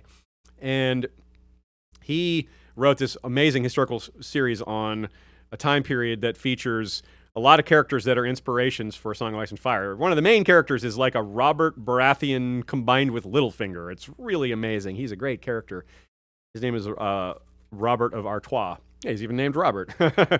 And this is a great series, and there is a big papal election that has all sorts of interesting tricks and factionalizing and people pretending to be frail when they're not. It's really neat. And I totally agree with Nina. So if you're looking for something else to read, we've got a link on our website. It's one of the, like I said, one of the biggest influences on George. If you're curious about the origins of A Song of Ice and Fire's influences, this is a huge one. The infamous, or at least semi-infamous, Child's Snow Knight line comes here. And 2 chapters from now, Sansa's going to make a regular Snow Knight. The phrase really stands out because, with Sansa's clarification 2 chapters from now, it's pretty clear that she's just talking about a snowman. Snow Knight, snowman, same thing. But Cotter Pike's wording is so weird. He says, are you sure you stabbed an other and not just some child's Snow Knight? Who says that? Who says child's snowman? You just say snowman. It's like saying, child's doll. You just doll. Just call it a doll. It's a little odd. And these are the only 2 mentions of Snow Knight in the entire series, and they come 2 chapters apart. Patron Paul Berry noted that. Good catch, Paul. I didn't think to search for other references. I wouldn't have found them if I had. It's just these 2. So that's really peculiar. And of course, if you've missed me talking about this before, the seemingly sneaky reference here is that the children made the others. Child's Snow Knight. The knights and their armor and their overwhelming physicality and superior weapons were overwhelming the first men and the children back in the day. And one, even if this may have been before the Andals, but the point being that the others were human-like warriors made by the children to face, the human warriors that are now seen as knights. So it's a very strong little hidden theory there that I think has a lot of merit. And one day we'll probably learn whether or not the children really did make the others. And if they did, then this line is definitely going to be enshrined as major foreshadowing. But for now, we'll just put it on the likely/maybe column. Tree Girl wrote a great piece about Sam here that I wanted to share. Just 2 lines. She calls Sam a diamond left by the side of the road, picked up by Jon, and now polished and valued, now showing his true depth and worth. Well said, Tree Girl. Stefan B. wonders about Dolorous Ed's line when Cotter Pike says, "We'll defend the wall to the last man." Dolorous Ed says, "Probably me." And hopefully that's not foreshadowing, but at least if it is, then it means Dolorous Ed survives to the last man. And there's another point made on our Flick group about maybe Stannis is part of the team, the Azor Ahai team. After all, Shae and I have both been proponents of the concept that there is not just necessarily one savior. If you look at the ancient histories, all the different cultures, major cultures of the world that used to exist, have their own prophesied hero that they seem to credit with ending the long night. Now, how can that be possible? Maybe they're all the same figure. Well, that doesn't really make sense for world-spanning cultures. How does the culture 5,000 miles apart from another, come up with the same figure? It doesn't really work. Anyway, we're not going to get too deep into that, but the point is, if we're looking at a assortment of figures, all who are made possible, all who are necessary as a team to defeat the darkness. Yeah, they wouldn't be able to defeat it if Stannis hadn't come. Yeah, Stannis is part of this, right? His groundwork, even though he's not the one, his groundwork is crucial. Yeah, even if he did 0 things from this point forward, he was crucial. Yeah, so and he's going to do more. So I really like this idea that if you envision this as not a who's the one, you look at who are the ones that are really important. And if you look at it that way, then it's a good way to say Stannis is a lot more deserving of credit rather than just this guy who's accidentally checking off some of the boxes like an idiot. He's not an idiot. He's, doing his best. I think what you said is also the slogan for polyamory. What's that? It's not about who's the one. It's about who's the ones. Good point. Amy Lantrip says, now that we're winding down A Storm of Swords, can you talk a little bit about why it was declared the best book of the series early on? Actually, I like that question a lot, but I'm going to save it for next week so we can have our guests weigh in on that as well. Because I think that's a good topic to discuss the book as a whole rather than to place it within any one singular chapter. So we'll discuss that next week, and we'll take a little time to think about it ahead of time. So we'll give you an even better answer that way. Kate Crone, Super Chat, says, love Valar Rereadis. Look forward to it every week. Thank you for the awesome content. Well, you know what? I look forward to it every week, too, because I get to hang out with y'all, and we get to talk about our favorite book series of all time. Scott McCloy with a very on-point for today's world. He says, the only way to defeat a massive threat is global unity. Amen, Scott. Thank you for that. That is very true. I didn't think about how applicable that is to this whole Team Azor Ahai situation or Team Fight the Darkness, Fight Winter. Team fight climate change. Team fight pandemic. Team fight nuclear warfare, etc. It's an old lesson coming back around again. Yeah, well said, well said. And a good way to end the chapter. Let's go to Jon 12. Just say no to Winterfell, aka the gang votes for snow. No preamble, let's just go straight to the quote. Iron Emmett was a long, lanky young ranger whose endurance, strength, and swordsmanship were the pride of Eastwatch. Jon thinks how he's usually able to keep up with Emmett, but isn't doing so today because he didn't get any sleep. After a blow to the head, Jon sees Robb Stark appear in Emmett's place. It's like a little bit of a trance state, and then his mind goes back, and it's fascinating. This is pulled a nice big quote for us here.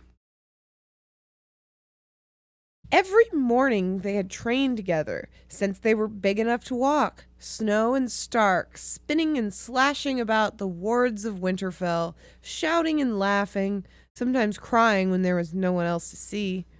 They were not little boys when they fought, but knights and mighty heroes. I'm Prince Aemon the Dragon Knight, Jon would call out, and Robb would shout back. Well, I'm Florian the Fool. Or Robb would say, I'm the Young Dragon. And Jon would reply, I'm Sir Rime Redwine. That morning, he called it first. I'm the Lord of Winterfell. He cried as he had 100 times before. Only this time, Robb had answered, You can't be the Lord of Winterfell. You're bastard-born. My lady mother says you can't ever be the Lord of Winterfell. I thought I had forgotten that. First of all, Jon yelling, I'm Prince Aemon the Dragon Knight stands out like Orel the Eagle on fire. So too do a few of these other comments, like obviously Robb yelling, I'm the Young Dragon. I don't think I need to repeat how many times we've pointed out that parallel. Like, boy, did you ever become the Young Dragon, Robb. Wow. I'm Florian the Fool coming from Robb. That's a little bit like his relationship with Jane Westerling. But Jon saying, I'm Sir Rime Redwine, that's a little tougher to figure. Rime Redwine was a fantastic Kingsguard that was a disaster as a Hand of the King. I don't know, maybe that one doesn't apply as much to Jon, but I'll let y'all weigh in. Maybe I'm missing something there. Certainly basics like being a great warrior, that fits. Being a Lord Commander, that fits. So yeah, I'm the Lord Commander of the Kingsguard part, Lord Commander of the Night's Watch. That's a decent parallel. But of course, the real crucial part here is the Lord of Winterfell bit. Clearly, this angers him, this memory, I mean, and he proceeds to overcome this large disadvantage in the yard and savagely defeats Iron Emmett. And then he goes for a walk after that. To clear his head, he's like, what is going on? He realizes he does want Winterfell. And in that very same moment, he reconnects with Ghost. Just as he's thinking how badly he wants it, it becomes intense but basic. He wants meat. He wants blood. It's kind of like the hunger of the red-hot flames, yet not. It's a very intense moment. The savagery is really powerful, and we've been looking for clues as to what Jon might be like after he's resurrected and if he's lived for a time in Ghost. Well, people who are arguing that Jon will be more savage or intense, well, this is a great bit of evidence for that argument right here, as Jon is like merged with Ghost and not thinking about what's happening, and he's like drooling almost, thinking of eating a deer. And we do rightly think a lot about what Jon will be after his rebirth. It's a huge open question. I mean, let's just, if I could summarize where he is, where he started and where he might be going in just one sentence, it's crazy. He went from being drunk and joining the Night's Watch in his first chapter to being on track for many or all of the following titles: Lord Commander, Firewhite, War King, Dragon Rider. And let's think about Ghost here too. We think a lot about what Jon will be like from Ghost's experience, but what about the other way around? Will Jon's personality being inside Ghost, will that affect the wolf's mind, his soul, etc., for lack of a better word? Maybe persona is the right word. I don't know. Ultimately, he loves Ghost. Ghost is a part of him. Remember before, he doesn't count Ghost as a friend because he's too much a part of him. It's like I'm my own friend. You know, that's like some Michael Scott sadness right there. The old gods are a part of Ghost, and thus that means they're also a part of him. So he can't destroy that. That's destroying a part of himself. That's what Melisandre and Stannis are asking for him to do to pay this price to get Winterfell. As Nina says, Ghost's appearance marks the big turning point of this chapter. He's the lone albino direwolf of his pack. Ghost is a visible reminder that Jon's separation by birth from the other Starks does not separate him in affection for or belief in them. Jon was and is still part of the Stark family. Despite his parentage, no matter what you believe or have accepted as truth, Jon is linked to his faux siblings through the direwolf connection. That's a real thing, no matter what bloodlines they actually share. And they do share some bloodlines, even if it's not brother-sister. The bastard among the trueborn is still what he is, but they are one pack. Yeah, they're united in love. They're bound by their shared heritage. Jon had joined the Night's Watch to earn a place of honor for himself, separate from the dynastic destinies of his brothers and sisters. He and his wolf had separated themselves from the rest of the pack, but they are still one family. Plus, with his weirwood look and coloring, Ghost is a reminder of what is most sacred to the Starks. That is the old gods, and you can't forsake that. Here's another quote tying into that. And he alone of all the direwolves was white. 6 pups they'd found in the late summer snows, him and Robb. 5 that were gray and black and brown for the 5 Starks, and 1 white as snow. He had his answer then. Snow is capital there, by the way. It's something you can't see from the quote, but the word snow, as white as snow, snow is capital. It's like it's as white as him almost. The difference in the type of red that Melisandre's eyes are versus that of Ghost's and the weirwoods. That's a big point here, too. We talked before about how Ghost's eyes are red, Melisandre's eyes are red. But Jon makes a distinction here. That red is different than this red. So if he's to have Winterfell, it can't be these terms. It cannot be. It won't be your home anymore if you burn out its heart. And that is what we saw from the quote of what happened to Orell the eagle. When she burned that eagle, he felt his own heart burning, like Stannis' sigil, like it's really the fiery heart sigil of R'hllor that Stannis has adopted. It's not really his sigil so much as it is the sigil of R'hllor. You can't burn the heart of Winterfell and still have it be Winterfell. It doesn't work that way. Now, part of Jon's dilemma here is thinking that there's only 2 ways out of the situation. He can accept Stannis' offer, but that means feeding his own guilty desire for Winterfell and breaking his vows to the Watch and burning the tree, which that's perhaps the worst of the 3.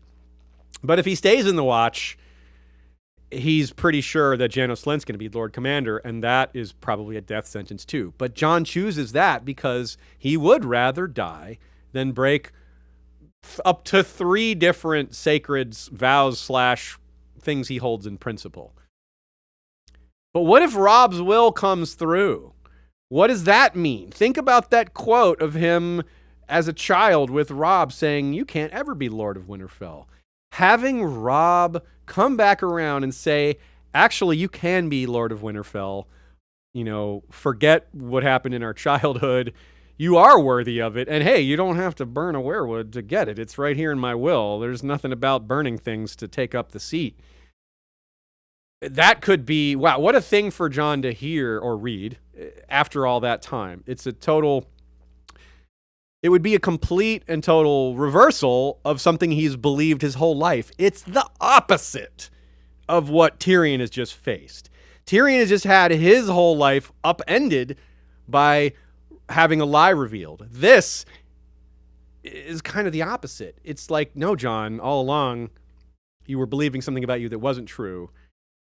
And here, believe the real truth now. It's so much easier. It's so much nicer to bask in the glow of Robb saying you do belong. Robb saying you have earned this, or you are a part of it all along. You have always been. And, well, on a darker side, Jon may soon have something else in common with the person who told Robb about Jon's rights. Jon and Lady Stoneheart could be both animated by a god foreign to them in not too long from now. So very close together, Jon's dragon and his wolf emerge. That says a lot about where his identity really lies, right? Like, if that's not clear what I mean, Jon's dragon emerges when he's fighting Emmett. And then his wolf emerges, literally, Ghost emerges from the woods, and he's becoming wolfish in a moment before he realizes what's happening. Joe Buckley draws our attention to a particular part of Jon's memory that deals directly with Lady Catelyn in a way that I hadn't thought about. So let's take a look at this quote. It was not Lord Eddard's face he saw floating before him, though. It was Lady Catelyn's. With her deep blue eyes and hard, cold mouth, she looked a bit like Stannis. Who are you? That look had always seemed to say, this is not your place. Why are you here? Looking a bit like... Floating. Yeah. Looking a bit like Stannis. That's interesting because last chapter, we talked about the balance between Stannis and Melisandre and how he's the blue-eyed king that reminds us so much of ice while Melisandre is fire, and so they have this ice and fire pairing. Well, if we take that, then Lady Catelyn here is very icy as well, and that certainly makes sense. Cold mouth, deep blue eyes. Hello, that's pretty straightforward, right? Well, the focus here is clearly on the emotion of the moment and more of that unwelcomeness feeling. George is clearly trying to steer the reader into thinking Jon might actually accept the offer because this pain of his childhood, this pain of separation, is pushing him. It's one of the factors weighing on him while he's trying to decide here. But why the ice imagery, though? What is it about that? Is it casting her as an enemy? Is it casting her symbolically as a foe because that's who he's, arrayed against? Well, Some few might believe that Stannis himself will become a white. Maybe he dies and is risen as part of the undead. Or if he takes on more of a Night King-ish role. I mean, he's going to the Night Fort after all, so maybe these are connections we're meant to make. After all, the original version of Lady Catelyn's death was supposed to happen beyond the wall, way back when George had that planned for her. So this could be a little bit of a hearkening to that or a nod to all that. Jon's choosing, Joe writes, is interrupted by Thorne and Marsh. But it's so interesting that he knows what they're doing. He understands they're plotting. He says, let me leave you to your plotting. But he's so wrapped up in his own mind about his own identity that he's just removes himself. He could have sat there and continued to listen to them and gained information. But he's like, I don't even want to hear you plotting, even though it affects me directly. But that is just Jon for you. He's just... such a distaste he has for such types of conversations. He just is so against the concept of plotting and conspiracies and things like that. That's part of why Sam's so valuable. He needs someone to do that stuff for him because he can't run on principle only here, not in a place like this. So, of course, there's a lot of parallels to Dany here. We've noted other types of parallels, but this is a big one. We spoke about this during her last chapter, which is that Jon is having the option to go home and seek his birthright, kind of in the same way Dany is seeking the Iron Throne. But just like Jon, it matters to him so much how he gets his birthright, if he's even going to get it. Dany is of a similar mind, currently anyway. She wants to do it right. She doesn't want to just come in and blast everybody. Maybe that is what will happen. I kind of don't think so. But certainly her mind state is, I don't want to just come in and blast everyone. So she also has morals about how this needs to be done. It's not about the prize. The process of getting the prize is just as important. Even though he doesn't reference it here, Jon is aware of the larger war out there, meaning the conflict in the north, and that is a big part of why Stannis wants him to have Winterfell, because he wants to have someone he can count on, someone he can depend on, someone he can trust. Someone who might even help him in his campaign if he's out there. I certainly laugh at Janos Slynt's introduction to Ghost. He's like, look, the beast walks among us. It should be killed. He's really just not helping himself with his candidacy there, because Everyone else is pretty used to Ghost, and this is kind of cowardly for Janos to be like, the wolf. It's not a good... If you can't face that wolf, are you going to face the others? I mean, you're going to face giants and mammoths? He lives in the north, too. What's that? And he lives in the north. Yeah. You think he'd understand, like, hey, maybe it's good to have a wolf go out, on ranging expeditions? That's what Mormont said. He's like, he could hunt for us, too. Yeah. I mean, it's useful. Yeah, see the value. So along the same lines as we pointed out at the beginning with the themes, how great is the final line here? The wall was his, the night was dark, and he had a king to face. So good, so good. Chalk up another one for George there. Now, interestingly, Iron Emmett is still Jon's friend, despite this beating and the nasty comment about, I know how Corin Halfhand must have felt. He's one of the ones who throws Janos Slynt down on the block in A Dance with Dragons, Emmett is, so won't forget that. But on the sad side, Jon does not take Mel's advice later about keeping his friends close. Emmett is one of many friends that Jon sends off to help start up these other castles. It's a similar path we're seeing with Dany and Tyrion, which is they're just heading and encouraging a path of isolation. And that's not good for the mental state. It's not good for the self. This is the first definitive time we've seen Lord Mormont's Raven since the mutiny at Craster's Keep. We've mentioned times that we might have seen it. And I think the time that, just outside with Jon, we talked about last chapter when Jon's walking to Mance's tent. I think that one, I leaned against that one. Alistair Thorne gives more evidence in Sam's chapter why that one was probably just a regular Raven or one of the trained Ravens, but not Mormont's Raven, which is he says, all those Ravens say snow. And that is what the Raven says to Jon as he's walking through Mance's tent. So this is the only time for sure that it's Mormont's Raven. It's possible we've seen him in other spots, but probably not in Sam's chapter because Sam instantly recognizes the Raven here. So if he could have recognized it other times too and doesn't. So anyway, it's definitely Bloodraven though. Of all the times that I'm like, Bloodraven might have been involved, this is probably, well, maybe not number one, but it's in the top 5 most likely instances of Bloodraven interfering with things happening through an animal.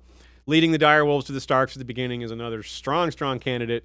But so the question is though? Why would Bloodraven care to have Jon be Lord Commander? Well, it's similar to why Stannis wants Jon at Winterfell or as Lord Commander in a secondary role. Because, well, who knows more? The others. As far as all the leaders arrayed, all the candidates, who's the best candidate to fight the others? It's Jon Snow. It's pretty clearly Jon Snow. It's not Janos Slynt. Cotter Pike might not be bad, but it also doesn't seem like Dennis Mallister would be that great at it either. And, like, who else is there? There's a few other names we're throwing around, but they aren't qualified either. They're much less qualified.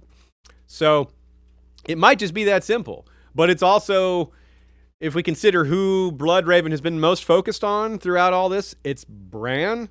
So having someone who's a relative of Bran in command of the Wall, you can see why that would be something that falls in line with Bloodraven's preferred alignment of all the different leadership in the North. So there's that. Plus there's maybe the possibility that he can get into Jon's dreams. Maybe he can get into Ghost or the Wolf or the Mormont's Raven is still right there. We see Mormont's Raven basically takes up residence with Jon from this point on. So Bloodraven's like right there with him at like all times, or at least could be if he's happens to be looking through the Raven's eyes in that particular moment. So there's a lot of reasons I think that he wants it that way. Also, on the other side, it's not just that Jon is the right candidate, but he probably really doesn't want some of the other candidates. I mentioned their shortcomings, but I didn't mention specifically that he would try to avoid having them. Like, if Jon Snow wasn't in the picture, I wonder if Bloodraven wouldn't just do something to stop Slynt from winning. Another example of what we talked about last time, about Janos Slynt and him making things about himself when the Watch is supposed to be a collective organization. Look at this line. I'm glad someone calls him out for it for once. Lord Commander?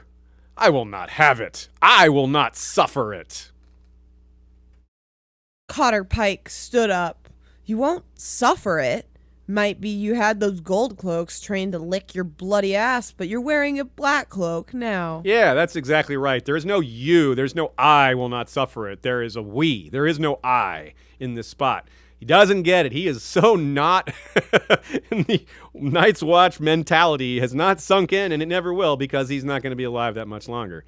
And the vote is binding. He can't just be like, oh, I'm not going to obey the vote? Are you kidding me? No, they take that vote seriously. They take the votes of their brothers seriously. They take that selection as a sacred thing. Yep, so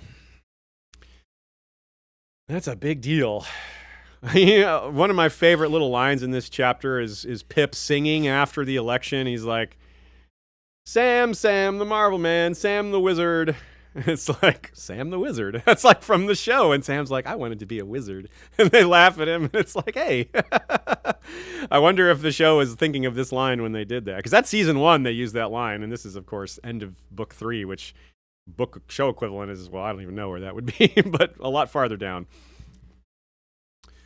Ainsley Mecklejohn Griffiths leaves us a sticker of pear and coffee. Thank you very much for that. I appreciate it. Super chats are always welcome, of course. And John Hagee asks, how are these baths kept hot at the wall? Good logistical question there. Scott Wortman looked it up before I even saw the question, and doing some research, it looks like what they do is they superheat stones in the fires and place them under these baths, most likely. That's how it happened in the real world. That's one way. Sometimes the stones go directly in the water in a separate area where the hot water is then pushed along into the bath area. So it's hot stones. And it's funny to think about it that way because that's still how a lot of saunas operate, even now. Just heat up the stones, pour water on them, there's your steam, etc.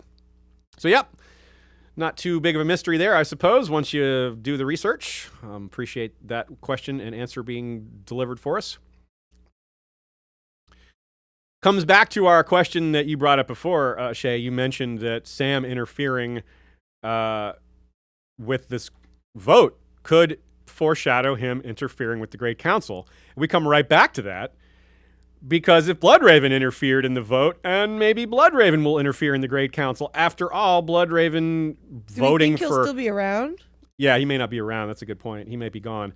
But you could see why he would interfere, say, on Bran's behalf. I'm picturing Bran interfering, like he skin changes into each person on the Great Council. Whoa. Like, subsequently, each one, and says, I think it should be Bran.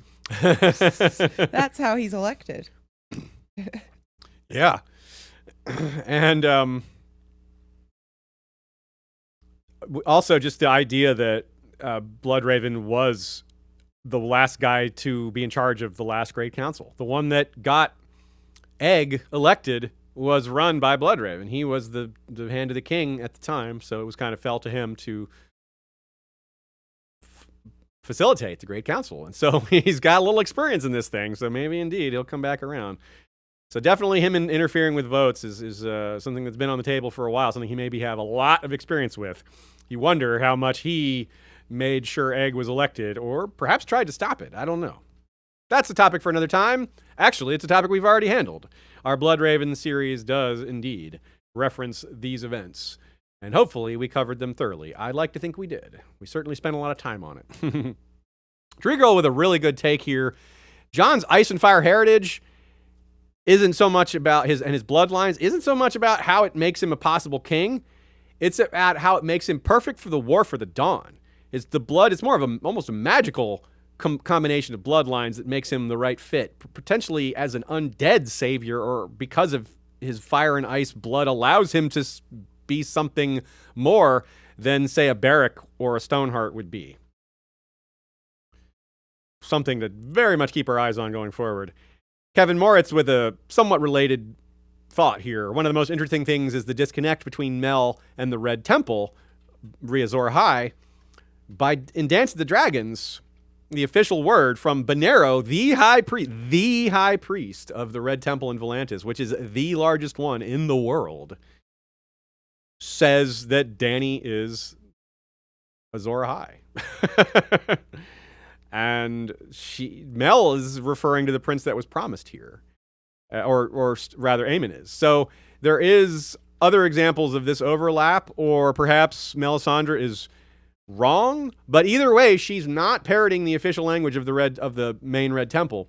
Probably because she doesn't know about it, though. I'm thinking it's a simple, I haven't heard that. I doubt she's telling lies on purpose in that sense. Obviously, she's telling lies about Stannis on purpose in other ways. But seeing inside her POV, there's no, we haven't seen any evidence that this is a particular lie from her. Still, it's a big, big open question. Liet Rubenfeld, also with a related point here, there must be a reason why George keeps putting in Baratheon's Targaryen blood. Perhaps Stannis may yet ride a dragon and be the third head of the dragon. Well, that seems a bit much for me, but yes, he does have Targaryen blood. They absolutely do. It matters. It's a part of Robert's claim to the throne after he beat Aerys, and bloodlines matter so much. I mean, it's why Edric's blood has power as well. The Baratheon side there, that's where the king's blood comes from. So I agree. Blood definitely has power in this series. In metaphorical and supernatural ways, and the Baratheon blood may very much matter. Here's a great little jokey catch by Sir Pigpen and Violent Messiah, kind of teaming up on a joke from our Discord channel. Jon, when Ghost is creeping into his mind and he's starting to feel hungry, it's Hungry Like the Direwolf by Durandon. Good one, guys. That is a song from the 80s, if you didn't know. Hungry Like the Wolf by Duran Duran. Okay, yeah. All right, let's move on. Sansa 7, the last non-epilogue chapter, the last repeated POV chapter. Probably a surprise to some people that Sansa would be the final regular chapter. At the time, were some of you surprised at that? Maybe at the time you were, but by the end of the chapter, you probably were like, oh, this is why it was last. But on reread, there's so much more going on here that I bet you missed some of, if not a lot of. So let's get to it. This one's called Slaying a Giant in a Castle of Snow. At least our name for it is, a.k.a. the one with only cat. And it starts like this. She awoke all at once, every nerve a tingle. I don't quite know what that means, awoke all at once. Oh, I was picturing every nerve a tingle. That part I understand. Oh, yeah, I was just picturing something else entirely, but go on. It makes sense, though. Sometimes people say, oh, I'm like half asleep, so I guess that's kind of... Today I woke up very groggy. I did not wake up all at once. Yeah. I understand the concept. I guess it's just the wording is like, awoke all at once. Okay. Yeah, I get it.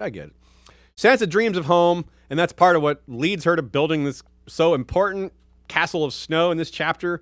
She wonders if it's the snow that woke her up. That's interesting. Snow itself reminds her of home. She thinks how this is the first time she's seen snow since the day she left Winterfell, when Robb had snow melting in his hair. Oh, just like Jon did in the last chapter, snow is melting in his hair. Back in his second chapter of A Game of Thrones, he sees Robb in the same light he's thinking of it rather, let me say that again. In Jon's last chapter, he thinks of his second chapter in A Game of Thrones when he's partying with Robb and sees this exact same snow melt in his hair that Sansa's referring to. And then in this book, also, Arya thinks of that same snow melt in Robb's hair in her 7th chapter. And Sansa herself has snow in her hair when Lysa is murdered. Here's a quote. It hurt to remember how happy she had been that morning. Cullen had helped her mount, and she'd ridden out with the snowflakes swirling around her, off to see the great, wide world. I thought my song was beginning that day, but it was almost done. Now, Hullen is dead now, and his son Harwin is in The Brother Without Banners. Very famously, he's the one that caught Arya when she ran away on her horse because, well, he's the son of the, head... I forget the term. Well, head horse guy at Winterfell. So we're going to see Harwin again in the epilogue. He's the translator for Lady Stoneheart. So he's still kind of serving the Starks in a way, even though he had said he's done serving the Starks. Well, he finds himself serving, a Tully, if you want to be specific, maybe. You could argue that the snow melt in Robb's hair is a sign of like the king of winter and his crown is melting. But that crown of snow could yet be claimed by Jon and or Sansa, perhaps. Quote, when she opened the door to the garden, it was so lovely that she held her breath. unwilling to disturb such perfect beauty. The snow drifted down and down, all in ghostly silence, and lay thick and unbroken on the ground. All color had fled the world outside. It was a place of whites and blacks and grays, white towers and white snow and white statues, black shadows and black trees, the dark gray sky above. A pure world, Sansa thought. I do not belong here. And just like that, John, she's having thoughts of not belonging. As we said at the beginning, there's a lot of themes of the Stark children finding common ground with each other's attitudes without realizing it. Kind of on their own, they're having similar thoughts with each other. If indeed Jon is not a bastard, then that's another thing he and Sansa have in common. They're both pretending to be a bastard, whether they know it or not. And it's also pointed out that werewoods don't grow up in the Eyrie in this chapter. And that's a pretty straightforward bit of symbolism, isn't it? Especially when she's thinking, I do not belong here. There's no werewoods. Yeah, you point. Case in point there. Also a bit like Jon, she has a trance-like moment. It's nothing like beating a guy in training that was previously beating him. But she's thinking of home, just like Jon was, and suddenly she realizes she's on her knees and doesn't realize how she got there. Like I said, not nearly as powerful as Jon beating Iron Helmet during a trance, but it's a nice synchronicity and very familiar moment. George emphasizes again and again the contrast between Winterfell and the Eyrie. Winterfell is grounded, a wide, sprawling castle. The Eyrie is narrow and high up in the air. Winterfell is always warm, even in the depth of winter. The Eyrie is literally uninhabitable in the winter because of the cold and snow. In Winterfell, she was surrounded by family and loved ones. In the Eyrie, there is only Lysa, Robert, and sometimes Littlefinger, who's obviously a predator, plus this small household, which includes the multi-rapist Marillion. I mean, yikes. The Eyrie is obviously never going to match Winterfell for warmth or the Red Keep for activity, but it's got neither at all right now, essentially. There was at least a court of sorts when Catelyn visited. There was large groups of people and points of interest. It's very different now than when Cat and Tyrion were there early in the series. Under Lysa, it's an empty, cold place, hollowed to its bare bones. No one who doesn't need to be there is there, and very few people need to be there. We already learned Littlefinger left. When he appears during Sansa's castle building scene, she hasn't seen him for a while, for days or maybe even weeks. He's been off, doing Littlefinger things, securing his new hold over the Vale that he's just acquired in advance, but he needs to, and once he does that, it's time to get rid of Lysa. No one who doesn't need to be there, like I said, is there, but Lysa has turned on those same Vale Lords against her because of her refusal to go to war and her, marrying Littlefinger. There's no group of people trying to marry her now that she's already married. And as we said in the last chapter, there's people like Bronze Jon Royce flat out almost in open rebellion over her refusal to enter the war. It's a big slander on their honor. They look like cowards. They look like they won't defend their friends. It's very against the values of chivalry, which are held dear in the Vale because it's the birthplace of those values in Westeros. Because the Andals came ashore there first, bringing knighthood and those concepts of the Seven, and thus that is why it's said to be, the Vale is said to be the heart of those concepts and values. So in one way, it's nice for Sansa to be away from the Red Keep and some of these other things, but in another way, it's just the same. It's just more of the same. The Game of Thrones being played elsewhere. This is an important lesson. It's Dany over in Slaver's Bay, Jon at the Wall. Everywhere you go, someone's playing the Game of Thrones. Wherever there's politics and power, the Game of Thrones is being played. Sansa left the Red Keep for the Eyrie, even though there's fewer people, fewer things to fight over. It's more of the same, just with a different flavor. Like everywhere in the world. I do love the Snow Castle scene. It could very much spell out the events of the future for her, but maybe even more than a lot of people realize. It could be a metaphor, not just for rebuilding Winterfell, but for rebuilding the entire North. Quote, "My lord husband," Sansa thought as she contemplated the ruins of Winterfell. The snow had stopped, and it was colder than before. what a way to describe it. The snow had stopped, and it was colder than before. And of course, this is right after Robert Arryn and his doll giant have smashed her creation. Maybe the end of the snow could be the defeat of the others colder before, referring to the danger and pain of aftermath, which is that the challenges after any sort of long night will be great. We did see the TV's version of that. Obviously, I don't need to get into it, but the point being, it wasn't all rosy after the others were defeated. I don't think anyone's expecting it to just be all nice afterwards, but this is a reminder of that. Winterfell will actually technically be rebuilt by the Boltons, but surely that's not enough. Sansa, quote here, "It was only a castle when she began, but before very long, Sansa knew it was Winterfell." It's going to probably need a whole another round of repairs made anyway. I doubt the fighting at Winterfell is done. I'm sure there's going to be more smashing and war, but more to the point, it's not going to have the flavor of Winterfell if it's rebuilt by Boltons.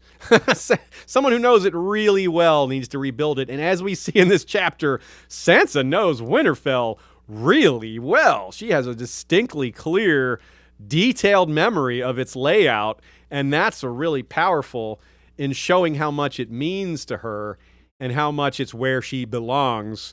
From her perspective, she thinks she doesn't belong here. She didn't really belong at court, although when she arrived, she thought she did. But she learned pretty quickly that's not the case. Going back home, that's where she has power, that's where she has strength, and that's where it seems like her story is going to be set in the long run. This line right here, it's a quick one, I'll read myself. "Big queen energy for sure. She stood, towering over the great white castle." I love it. Not to mention when she puts the giant's head on a spike. I mean, is this Littlefinger himself she's putting on a spike, cutting his head off, maybe having him executed like a northerner would? Very, very possible. And of course, it's interesting too how much work she puts into it. She gets almost like into a trance-like state like Jon did. It's similar in feel. She labors on it despite. She's cold, her hands are going numb, and she thinks to herself, quote, "The castle was all that mattered." So, if we're trying to extend this metaphor pretty far, Littlefinger and her going north, him with his own plans for what that's all for, but her with her plans to rebuild Winterfell, well, Littlefinger's going to be helping to get what he wants. So it really fits pretty well that he's helping her build this castle because he is going to be helping her go to Winterfell, even though it's for his own ambitions. She's going to be along for the ride, perhaps with her own set of plans, keeping separate from him, planning on betraying him, using him as he used her, kind of turning it around on him. So that fits really well, right? Spell that all out. She allows Littlefinger to help her take back Winterfell. Then he helps with the process of rebuilding, getting the North settled again. And then before he can sink his claws into it, before he can start doing his worst, well, we find him with his head on the walls of Winterfell. And this is where I remind you that his original house sigil is the head of the Titan of Braavos. So a disembodied head is a rather perfect fit for this. I don't really need to keep repeating how awful Littlefinger's creepiness is. I'll just touch on it briefly because we all know it's incredibly over the top. The guy is so gross. He's like, "Let me warm your hands. Let me kiss you." It's just, I don't have anything new to add to that. It's just continuous and awful for Sansa. And it just reminds us of how terrible this dude is. And it's also, but from his perspective, it's hard to understate how perfect she is as far as his life's goal and work. He's always wanted to be a part of the nobility. He's always wanted to be worthy of Catelyn Stark in specifically her, but also just in general of noble women and noble men. The person worthy of Catelyn Stark, from what he saw as a child, was Brandon Stark and then Ned Stark. Claiming Winterfell through Sansa gets him all of those things, plus she looks like Catelyn Stark. So it's like he is getting a chance to relive what he wanted from his boyhood. Though I do not think he's going to get it. And I think he's going to get, from his perspective, he's going to think he's almost there, and then it's going to come crashing down on him. But we'll see how George writes it. So yeah, all his childhood desires wrapped up in one person. Now that he has her, well, he thinks he has her. In her mind, she does not have him. She's creeped out more and more every day. But now that he has a document naming him Lord Protector, he can envision control of 3 of the kingdoms. Let that sink in, folks. With her, he's got the key to the north, and he thinks he can rule through her. Maybe even marry her and be more direct with it. He's got title here in the Vale. He's already Lord Paramount of the Trident. And in his mind, too, he probably thinks that this makes him even more appealing, even more attractive. It doesn't, not to her. I mean, it does to other people, probably. But not to Sansa. He has perhaps the wrong impression of the place Winterfell as well. A sign that he doesn't understand it, a sign he doesn't belong. While she doesn't belong here, he doesn't belong there. When he tells her he imagines it being a dark and cold place, that he dreams of it like that ever since Cat went off with Ned there, he's projecting a bit or a lot, perhaps, and she responds like this. No, it was always warm even when it snowed. Water from the hot springs is piped through the walls to warm them, and inside the glass gardens, it was always like the hottest day of summer. Maybe like her, definitely like Jon, meaning like that they're always warm even in winter, that they're a beacon within winter. She's like, she is the glass gardens. Sansa is the glass gardens of the north. I love it. And there's so much in this chapter about incongruity tied to themes of weather, and how it's shown how Sansa belongs there and Littlefinger does not. He is out of his element there, though he really wants to be. He really is trying to force something that isn't meant. Of course, there's things that can bring Littlefinger down despite how powerful he's becoming. And we see examples of that here, that he just shuts down quickly. Now that Lysa is openly talking about killing Jon Arryn after losing her temper over the Sansa kiss thing, well, we've already seen her lose her temper and talk too much before. So again, as we detailed last time, Littlefinger cannot risk that getting out. We talked about how Littlefinger was being honest regarding Dantos, that he had to be killed because he would sell their secrets. Ruthless but true. Ditto here, except it's not the selling. Lysa's not going to sell their secrets, but she will spill them. I wonder if Littlefinger thinks Sansa owes her again for this. He's like, well, I saved you from your aunt. She was going to throw you out, pitch you out the door there, out the moon door. Does he think she's in her debt? His debt, rather, yeah. Does she think she's in his debt? Well, we're going to talk about that more later. That's exactly a question she wrestles with in her first A Feast for Crows chapter. As a preview, she leans no on that. Like, I don't owe him. Yeah, no, I'm not in his debt. So she's understanding him gradually, not on a complex level, of course, but she senses his intent.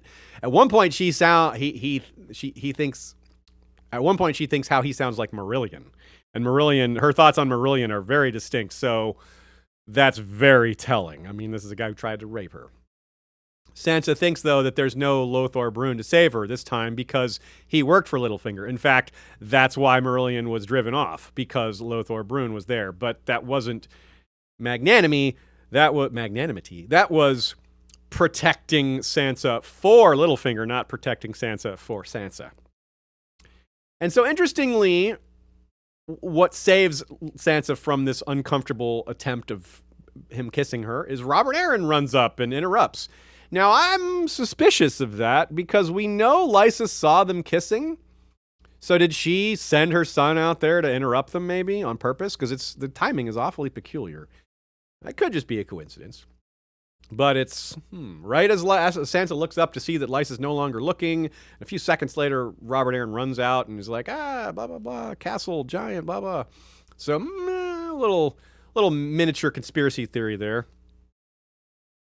But then he smashes the castle, and a little spoiled boy destroying something, then arguing that it wasn't his fault. This kind of unwinnable argument with a small child is awfully familiar for a lot of people, I think, in the real world. And that's basically what Littlefinger himself is, though. He's a little spoiled boy destroying things because that he didn't go the way he wanted to, and then blaming it on other people because maybe, you know, he's made this way or something. He's just a lot more sophisticated and sneaky and grown up, and doesn't have a mother like Lysa dominating him, things like that. Sweet Robin's giant is literally a puppet, Littlefinger, puppet master, but he's not controlling this one. It's rather easy to see who's controlling this puppet. Robert Aaron doesn't actually have plausible deniability as to whose giant this was. His hands are not clean. They're covered with stuffing. But Littlefinger has his people destroy houses and families and individuals without letting on that he was the one behind it. So it's kind of a really rough dichotomy here of how people act when they're destroying houses and families and out in the open versus doing it from behind the scenes like Littlefinger would do. And it's very noteworthy as we're coming back to the style of how this plays out. Sansa, when she grabs the doll, she rips the head off. I mean, I've already talked about the execution part, but I think that adds to it a little bit. Watch out, Littlefinger. Other possible foreshadowing for Littlefinger's death here may also be paired with what's going to happen to Robert Aaron himself. The shaking sickness he puts on display here as he's getting frustrated with what's happening. I don't see it directly causing his death, but it is the cover for doses of sweet sleep that he's being openly given in A Feast for Crows. They calm him, but have a cumulative effect. Maester Coleman tells Littlefinger it's too much, but Maester Coleman quails when Littlefinger says, no, you're giving him more. It's going to be something awfully hard to prove in terms of, well, this is a frail little kid who's already got health issues. If he dies one day, it's going to be awfully hard to say, oh, he was murdered. It's going to be very difficult to prove that. But that's all in the future and it's speculative. What we know for sure here is that all the snow and cold at the outset of this chapter is fitting given the utter collapse in Littlefinger's murder of utter coldness in Littlefinger's murder of Lysa. Her silence in that moment of death of being pushed says it all. She was so very loud about everything else, especially her wedding night, just before her death, yelling out secrets, everything. It's so tragic that she has nothing to say in that moment. It's such an utter betrayal, and the thing he says to her, good Lord. And it doesn't stop there. Just to give an idea of how ruthless he is, it's not enough to say the worst thing he could possibly say in the moment he kills her. When Sansa points out to him in the first chapter of A Feast for Crows that Robert keeps crying because he misses his mother, Littlefinger shrugs and says, the wench is dead. Wow. Damn. Yeesh. So just like it always seems to be with Lysa, along with her brutally cold murder, how brutally unfair is it for her to blame Sansa for Littlefinger's advances? Talk about peak victim blaming. But it also says a lot that coming from Lysa, it's not surprising. Her blaming the victim or blaming the wrong person is nothing new from her. It will be part of Littlefinger's arsenal in trying to get Sansa to feel like he saved her. He's like, well, Lysa would have eventually, but me, I stopped it. Come on, Littlefinger. As Girls Gone Canon would say, get a job, Littlefinger. The lead-up also makes it pretty clear Marillion has to go, or that he will go after Lysa goes, meaning he's clearly on Littlefinger's chopping block. He's the very picture of letting favor go to his head. The gifts Lysa was giving him are absurd. Like the reading, I didn't quote it, but you look at the things that she was giving him, and it's like, what the?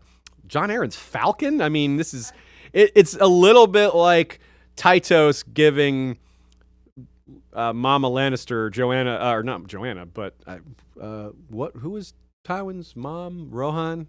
No, not that mom. I'm spacing out on Tytos' wife.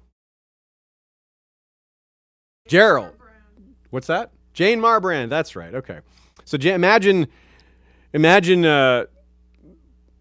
that situation and Tytos bringing in a sex worker and letting her wear all of Tywin's mother's clothes and jewels. This is a bit similar to that. You have this just kind of random up-jump person that's lowborn that's been made Lysa's favorite and is getting all these like high gifts that normally are reserved for this inner circle thing. And Marillion, of course, a major difference is they're not apparently sleeping together, but still, whatever, it's a small difference. Marillion has made himself so very hated that Lysa, because of how his relationship with Lysa, that Littlefinger just knows that he can blame it on him and no one's going to object because they hate him so much. But it's not just the blame and the hatred, it's that he can bribe certain people. We're going to see more of that in the next book, where one of the main people that can make or break his accusal is Nestor Royce, and he gives Nestor Royce a castle to be on his side, something that he probably thought about way in advance, meaning how to bribe, who to bribe, and all that. So, Littlefinger has also rightly planned ahead for Lysa's murder. Now, he didn't plan on killing her that day. Probably he could not have known that Lysa would push Sansa towards the moon door, but he had to know that he was going to kill her soon enough. It had to be a plan because of he'd already planned on making these bribes, and he had to know that he had to know he was going to take over, and he's got to move quickly. Because, again, the frailty of Robert Arryn is in play, and he doesn't want Robert Arryn to die before Lysa. He needs to have control of the ruler, and that means the ruler has to survive long enough for him to issue orders in his name. Much like what we said with Tommen and Joffrey, and perhaps their declarations and signatures being invalid because of if they get proven they're not really lords or not really worthy of the crown, because they were not Robert's kids. Littlefinger signs documents in Robert Arryn's name, but he uses his own signature, meaning that if Littlefinger is removed from power, then Littlefinger's declarations go. Thus, the castle that he gives to Nestor Royce, by signing it in his name, Nestor Royce will see the unwritten words on the contract, which is, Littlefinger goes down, so do I. I don't get to keep this castle if Littlefinger loses his power. So Littlefinger very skillfully buys Nestor Royce, and that helps him with this whole Marillion situation. And he's, like I said, probably thought it out all in advance. So, what was his plan to kill Lysa then? How was he going to kill her since this opportunity just sort of presented itself? Not entirely clear. Maybe poison. Poison's simple enough. There's other possibilities. Maybe he could trick someone else into behaving jealously and pinning it on them. Who knows? Littlefinger is good at this sort of thing, and he surely has plenty of options. It probably wasn't just one particular plan and nothing else would have worked. But also, we have to consider that he was forcing the issue right then and there. Is Littlefinger just being bold and not caring, or is he just all hot and bothered? Is that why he tried to kiss Sansa right there, knowing that Lysa might be watching? Or was he hoping she saw because he knew that she would victim blame and come for Sansa and blame Sansa, not Littlefinger? It's like, you were tempting him, all this. Littlefinger understands Lysa's mind well enough to predict how she'll react to such a thing. So it could have been even more staged than we think. He might have been like, oh, wait till she sees this. And wow, if that's the case, damn, what a planner. So, like Varys did with Tywin and Tyrion, I don't think that this was planned. It was taking advantage of a developing situation that he sort of planned. I mean, I think Tywin needed to die from Varys' perspective. He may not have needed to die right in that moment, but hey, this is what's happening. We got to roll with it. Similar thing here. Littlefinger, Varys, these are men who know how to jump on an opportunity as soon as it appears. That's something they're very good at. It's a trait of ambitious operators like that. They're always on the lookout for something that can move them up the ladder. And this is an example of that is kind of a parallel circumstance to very close set chapters. We also get a brief mention of Littlefinger's plan with the Corbrays, as Nina points out. The Corbrays are an interesting situation in the next book. He gives a ton of money to one of them who's poor, the head of the household, but also apparently bribes Lyn Corbray, who is the wielder of Lady Forlorn, and seemingly shows that House Corbray is a split against itself, but there's a lot of evidence we'll discuss at the time that shows that this is an act, like a lot of what Lynn Corbray is doing. Nina says this chapter has one of her favorite Sansa memories, which is chasing Arya through the snow. It's a reminder that it's very interesting dichotomy. Almost everywhere else, whether it's in the north, for the Wall, and these other places where snow is starting to fall, it's not a good thing. But Sansa associates snow with positive memories and happiness. She's perhaps the only person right now thinking of snow in a positive light because it's associated with home and all these good memories. So that's really interesting, something that kind of flies under the radar if you're not paying too close attention to how everybody else is viewing snow versus how Sansa's looking at it here and how it's such a symbol of home for her, whereas for everybody else, it's a bad thing. So that's another chapter sequencing thing bit here. In Jon's chapters, we have stories of him and Robb, and now we're getting the younger Stark children thinking of each other. There's no Bran and Rickon right at the moment, but still, this is a lot of going back to the beginning, the early memories of Game of Thrones Book 1 when the Starks were all together for the last time.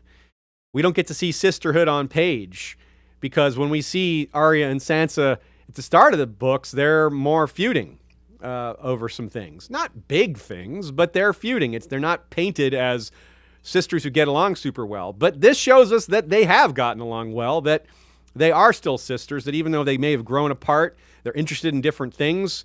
This is a reminder that they are still very much connected and they do have a future, perhaps, that has some reason for optimism.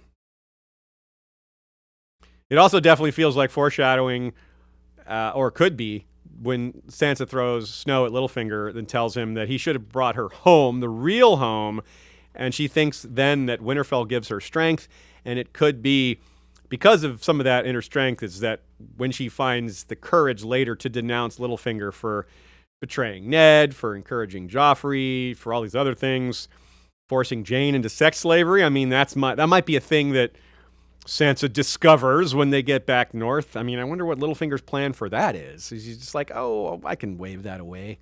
Maybe he expects the Boltons will just be all killed before he even gets there and no one will ever find Jane. But there's a lot of these little pieces of evidence hanging over Littlefinger that could really undo him, in part because he doesn't realize how dangerous they are for someone to learn, because he doesn't understand these sensibilities. Joe points out a thing about Lysa here to try to help us break down her mental state, which is a difficult thing to do, so bravo, Joe, for taking a shot here. Sansa is just too much like Catelyn. Worst of all, deep down, she knows that Peter initiated the kiss, but she's projecting, she's frustrated, she's angry, and she's just all over the place with these emotions. It's driving her a bit crazy. She knows he really wants Sansa, as he really wanted Catelyn before her. There's nothing she can do about it, except lie to herself about it. It's a little Tyrion-esque, where she's mad at the world that no one loves her and that other people in her family get more love, not really for what they've done, just for what they look like. Not that Catelyn hasn't done good things, but Lysa doesn't qualify it that way in her mind. To her, Catelyn got what she got because she was older and prettier. It wasn't really about any agency or action she took. And Tyrion kind of sees some of these things the same way. At one point, Tyrion looks at, even in his last scene, looks at Jaime's legs in a kind of funny way, like, look how long and strong they are. The jealousy is always there. I sympathize with it somewhat. But it's also a big part about how these little things add up to a lot in her mind. And even after Catelyn's dead, a part of her probably thought, finally, I'm free from that. I'm free from being in Cat's shadow, but she's not. Becomes another Cat, to borrow a phrase applied to an entirely different scenario, a younger, more beautiful queen coming along to replace you.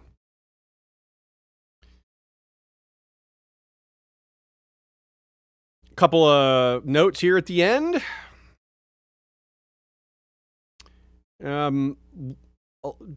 Joe makes a point here that I somewhat agree with. Let this all sink in. This continent-spanning conflict with a billion effects and aftermath, this absolute horror that has consumed the entire saga, came about because two normal humans with normal emotions are, it all came from this in a lot of ways. Having Baelish get his lover that he doesn't really love to lie about a murder effectively started this whole thing. I mean, there were other elements in play that Littlefinger had nothing to do with, but he had, among all the characters, had the most to do with starting the War of the Five Kings, and that's a huge, huge reveal that you knew the guy was causing problems. You knew he had started things. You knew he was working angles. But the fact that he had been working such a crucial angle from the start of the story is still registers as a massive reveal. Just those couple of acts from Lysa being compelled to write that letter results in all this. It blows the mind, as Joe writes. You can't do justice to the description of how well this is all laid out by George. What it does, too, you can kind of maybe make a case that the biggest villain, not the ultimate villain, because you can't look at A Song of Ice and Fire as a one-on-one kind of thing like that, but the biggest villain to date, or at least the biggest antagonist to date in this story, is Peter Baelish. You get that on so many levels here with his absolute cruelty to Lysa, not just in killing her, but into taunting her with the worst thing he could possibly say in the moment of her death. Pair that along with his creepiness towards Sansa, his setting so many awful plans into motion, and little other small details that are not really small, but in the scheme of things are small compared to big political upheaval, like the way he treats Jane Poole and the way he's treated Lysa. But there's just no good to him. There is no redemption in this character, no expectation of such. He's bad, and he's getting worse the more power he gets. And Sansa is perhaps the best positioned out of everyone to stop him, because she's the only one who has all this information. Everyone else just has bits and pieces. They know a little bit about Littlefinger. They know this plan he did, this plot he did, but they don't know about 98% of the others. Sansa knows more about Littlefinger than anyone, and because he's so in love with her, she's not at risk of being killed by him. Whereas anyone else in this position that knew all his secrets, he would not want such a person to be left alive to put him at such risk. But Sansa's different because he wants her. Super chat from New Dad Podcast. As always, I highly recommend New Dad Podcast, especially if you're a new dad. That is an apt name for the show, all about parenting for new dads. All the pitfalls and loves. Sure. Well, yes, it has value to moms, you're a new I'm mom, sure. Go as well. You're not wrong, but, It is Mother's Day, so we have to give them their due, I think. Well said. You're right. It's today, for today only, it's the New Mom Podcast.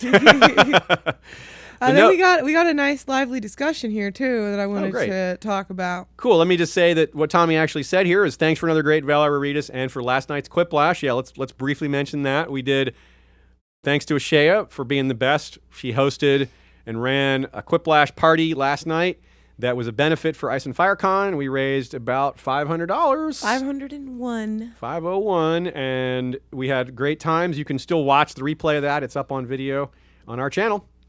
And Ice and Firecon's channel as well. So it's on Ice and Firecon's channel? I thought they shared it. Maybe not. If they shared it, it's not on their channel, their YouTube channel. It's not like they uploaded a video, is my point. Oh, okay. Well, same thing. Yeah. If you go to their channel, you still see it that way because they shared it. Same difference, but you're right, technically. The best kind of correct. Oh, I didn't know you could see it on their YouTube. Well, assuming they shared it, then yes, they can. I'm not sure that they actually did. Anyway, that's not important. So yeah, let's go to this discussion that you mentioned. Okay. There was just oh, never mind. There were two before my discussion. I'm sorry. I can just go with it. Okay. Yeah, go with it. Liet Rubenfield first brought up, this is in reference to you bringing up the Vale and Knights and the Andals bringing knighthood to the Vale, right? Yeah. Liet Rubenfield brings up, doesn't the Reach have the reputation for knighthood?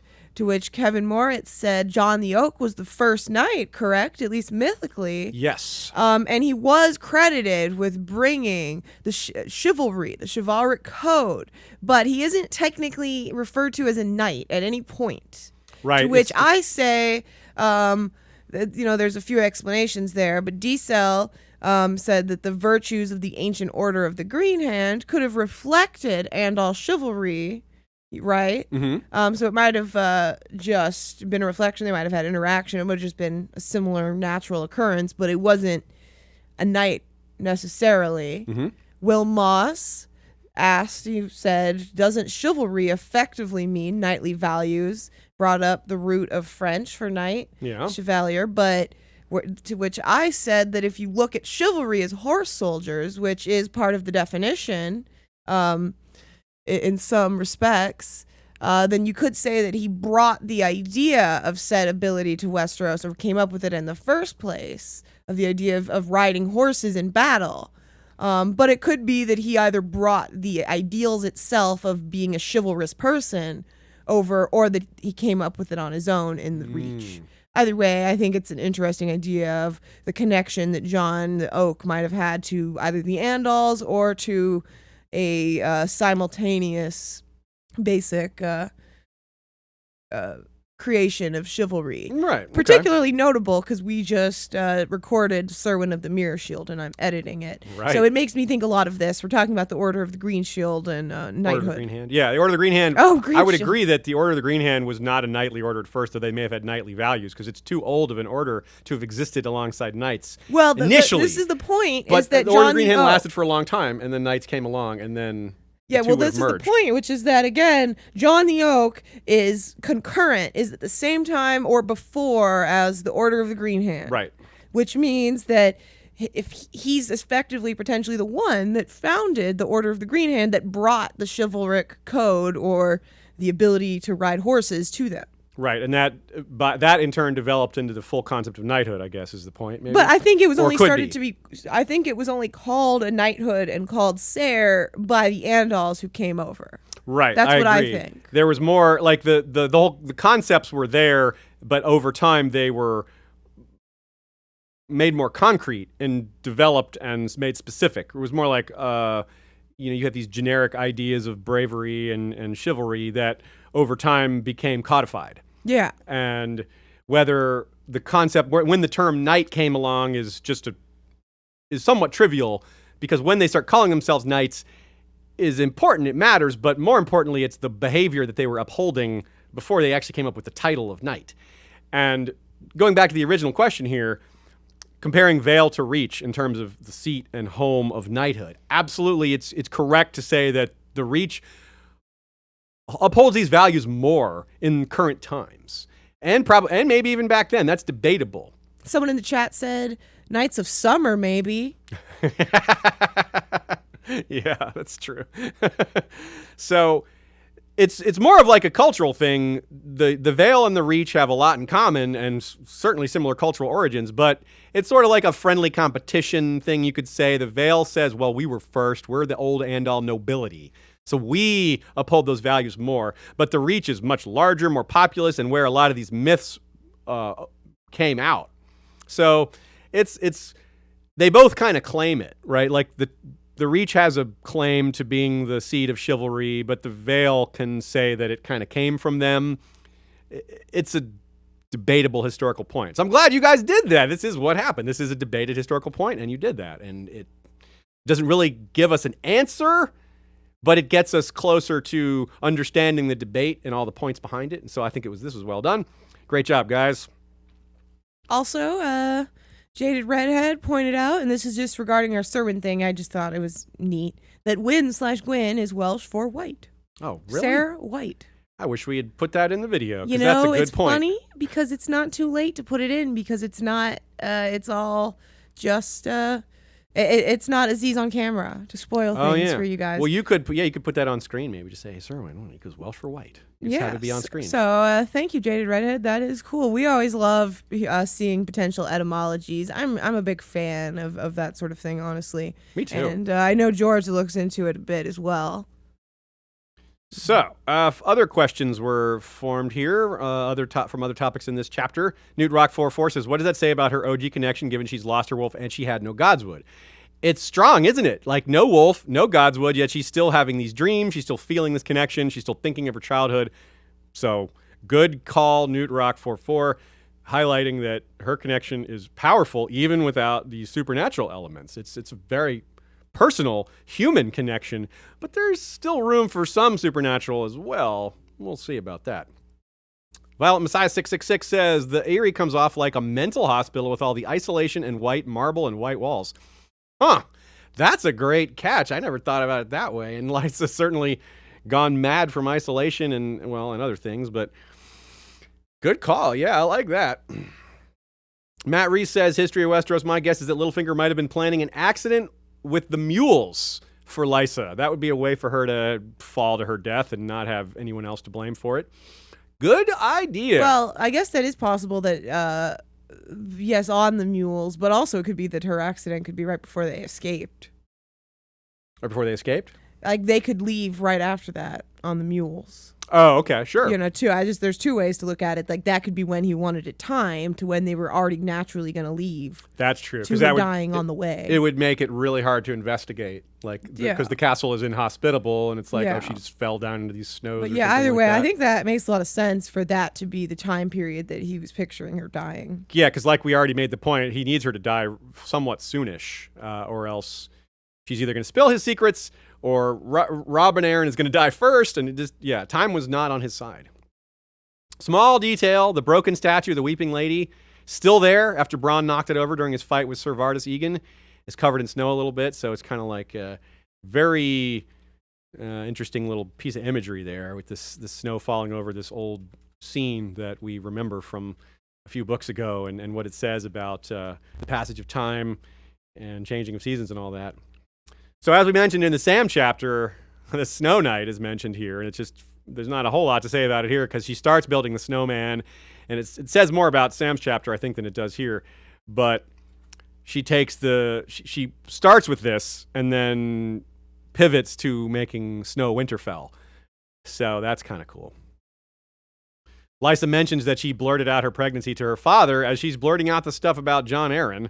Yeah, and that's too sad because that's the blurting out the pregnancy about her to her father is part of what maybe enabled him to force her to have an abortion. If they had waited, it might have been too late, and then the kid would have come to term because it would have been too late for Tansy to do its job.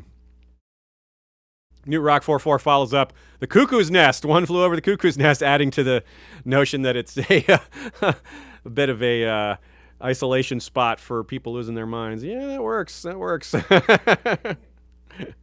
The veil, the birds flying high.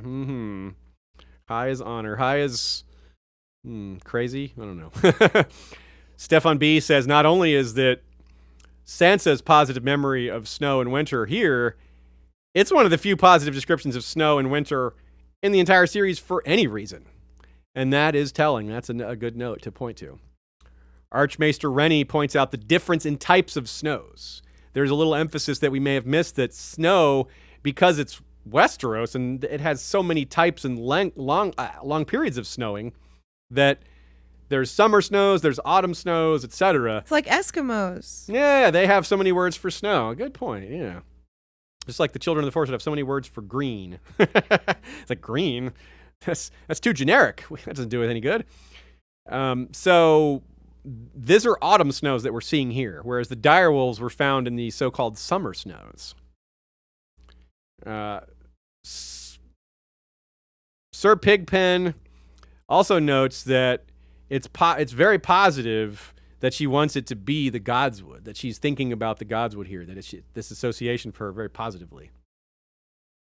Stefan B points out that Lysa and Littlefinger both make these weird projecting mistakes with regards to Sansa and being stuck in the past. That's a really good way to put it. They both project mostly things about Catelyn, but also things about Catelyn adjacent topics like their father, Hoster, and things like that. But yeah, they both are looking at her as her mother, and it's strange. These projections and being stuck in the past is something that Lysa and Littlefinger have in common. And it's part of why Littlefinger is able to manipulate her, is because he really is on the same wavelength without so much of the instability. Treagle points out how cruel George is recurringly to bards. It's like there aren't very many good musicians who are like friendly or positive, and the ones who are at least decent, bad things happen to them, like Mance Rayder, maybe, or Marillion is just a horrible guy. Think about what happens to the Blue Bard in the next book. It's good lord. Yeah. And then being a singer in George R. R. Martin's world doesn't work out so great. Stephanie the Peerless, from a woman's perspective, wants to note how mournful it is that Sansa's first kiss was Littlefinger. I'm like, oh man, you're right. I never thought about that. Dang it. At least she thinks it's Sandor. That's maybe that's part of the reason for that false memory, even though she had the false memory before she ever kissed Littlefinger. Yeah. she was setting it up. So good. We'll let her keep that false memory, because yeah. And in setting up Sansa's arc for next book, not only have you mentioned a lot of the politics, a lot of the different Vale houses that Littlefinger is going to be inducing and bribing and or working against in various ways, we also have the brief mention of Miranda Royce, who Sansa's going to have some interesting conversations with, as someone who may have figured out who Sansa is. And because she very peculiarly mentions Jon Snow, and then Sansa's answer may indicate she knows Jon a little better than this random Vale bastard daughter of Littlefinger should know Jon Snow. So something to look forward to. Excited for her feast chapters. There's not a lot of them, but they're long and important. And now, at last, the last chapter of A Storm of Swords, the epilogue. The first ever epilogue in A Song of Ice and Fire. The day they hanged Merrett Frey, a.k.a. the gang meets Lady Stoneheart. It's also one of the, besides being that first epilogue, it's one of the legitimate greatest surprises of the series, because when I say great surprises, in part I mean just how surprising it is, because Red Wedding, heavily foreshadowed, Stannis going to the wall, even that you could sort of maybe figure out. There's just almost nothing telling us that this is coming. There's the slightest hint of it only. And it's an even bigger surprise, probably because it's still open-ended. We still don't know where this all is going. And that adds to the mystery and interest in this chapter. Not only is it the first epilogue, but it's the first member of the nobility to be in a prologue epilogue chapter. Kevin Lannister will be the next, but he's the only other one. We're so recently reminded of a lot of Catelyn adjacent topics. It's so sneaky, the setup for this chapter, by all these oblique mentions of Catelyn in completely other context, because why would you be thinking of her coming back to life? That's random. So there's a lot of reason to think of her, but no reason to see this coming. And, well, it happens at such a fittingly chosen location, described here in the first line. The road up to Old Stones went twice around the hill before reaching the summit. This is, of course, the place where Robb and Catelyn had their argument about his will. Grey Wind hopped up on the tomb then, and here Merrett Frey tells Thomas Evans to stop sitting on that very same tomb. This is a rather stark Frey hypocrisy, isn't it? A man who participates in the Red Wedding is lecturing people about desecrating a king's tomb? Are you kidding me? Do you recall what was done with Robb's body? Speaking of desecrations, what about Catelyn's body? It was meant to mock Tully funeral customs, they say. Yeah, not starting off so well, Merrett Frey. Something that packs an extra punch this time around, too, on a reread is the very ominous singing of Jenny's song. Now, this would be ominous on its own. Robb remembered there was a song about Jenny when he and Catelyn were last here not that long ago in the book. So it's actually a much deeper hint to the presence of Lady Stoneheart. Well done to you if you caught that. But having a full song version exist out in the world, a popular viral hit that's beautifully done, definitely, to me at least, adds something to the scene, because now when I hear or read those lyrics, I'm hearing the song in my head too, and that definitely wasn't happening the last time I read this chapter. So that's a boost that just, I didn't see that coming, and I was like, oh yeah, nice. I got a theme song. I got music. I got musical background going while I'm reading. It's accompaniment that's rather perfect, but so ominous and dark.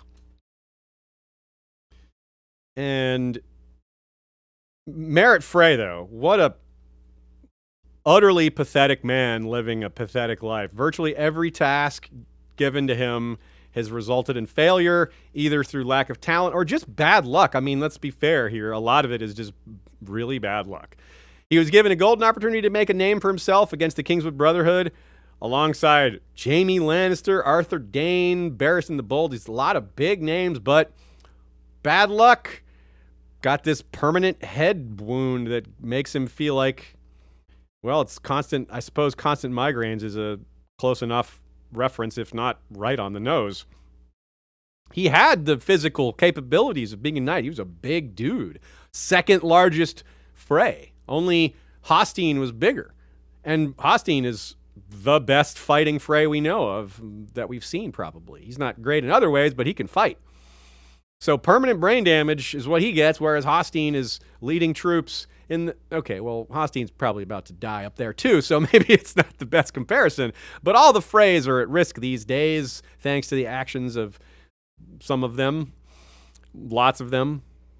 Then he manages to win the hand of a Derry when the Derrys were really high in royal favor, and then just, this is part of the bad luck, they lose half their lands, most of their wealth, almost all their power within 2 years of that marriage. So it looked like a great thing for him, and then that fell apart.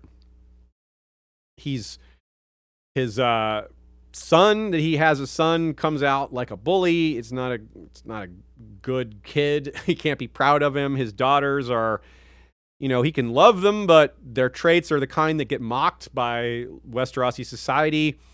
And, well, that's not good for him by extension. When Lothar Frey finally decided to put Merrett's one talent to use, his excessive drinking, he couldn't even do that well.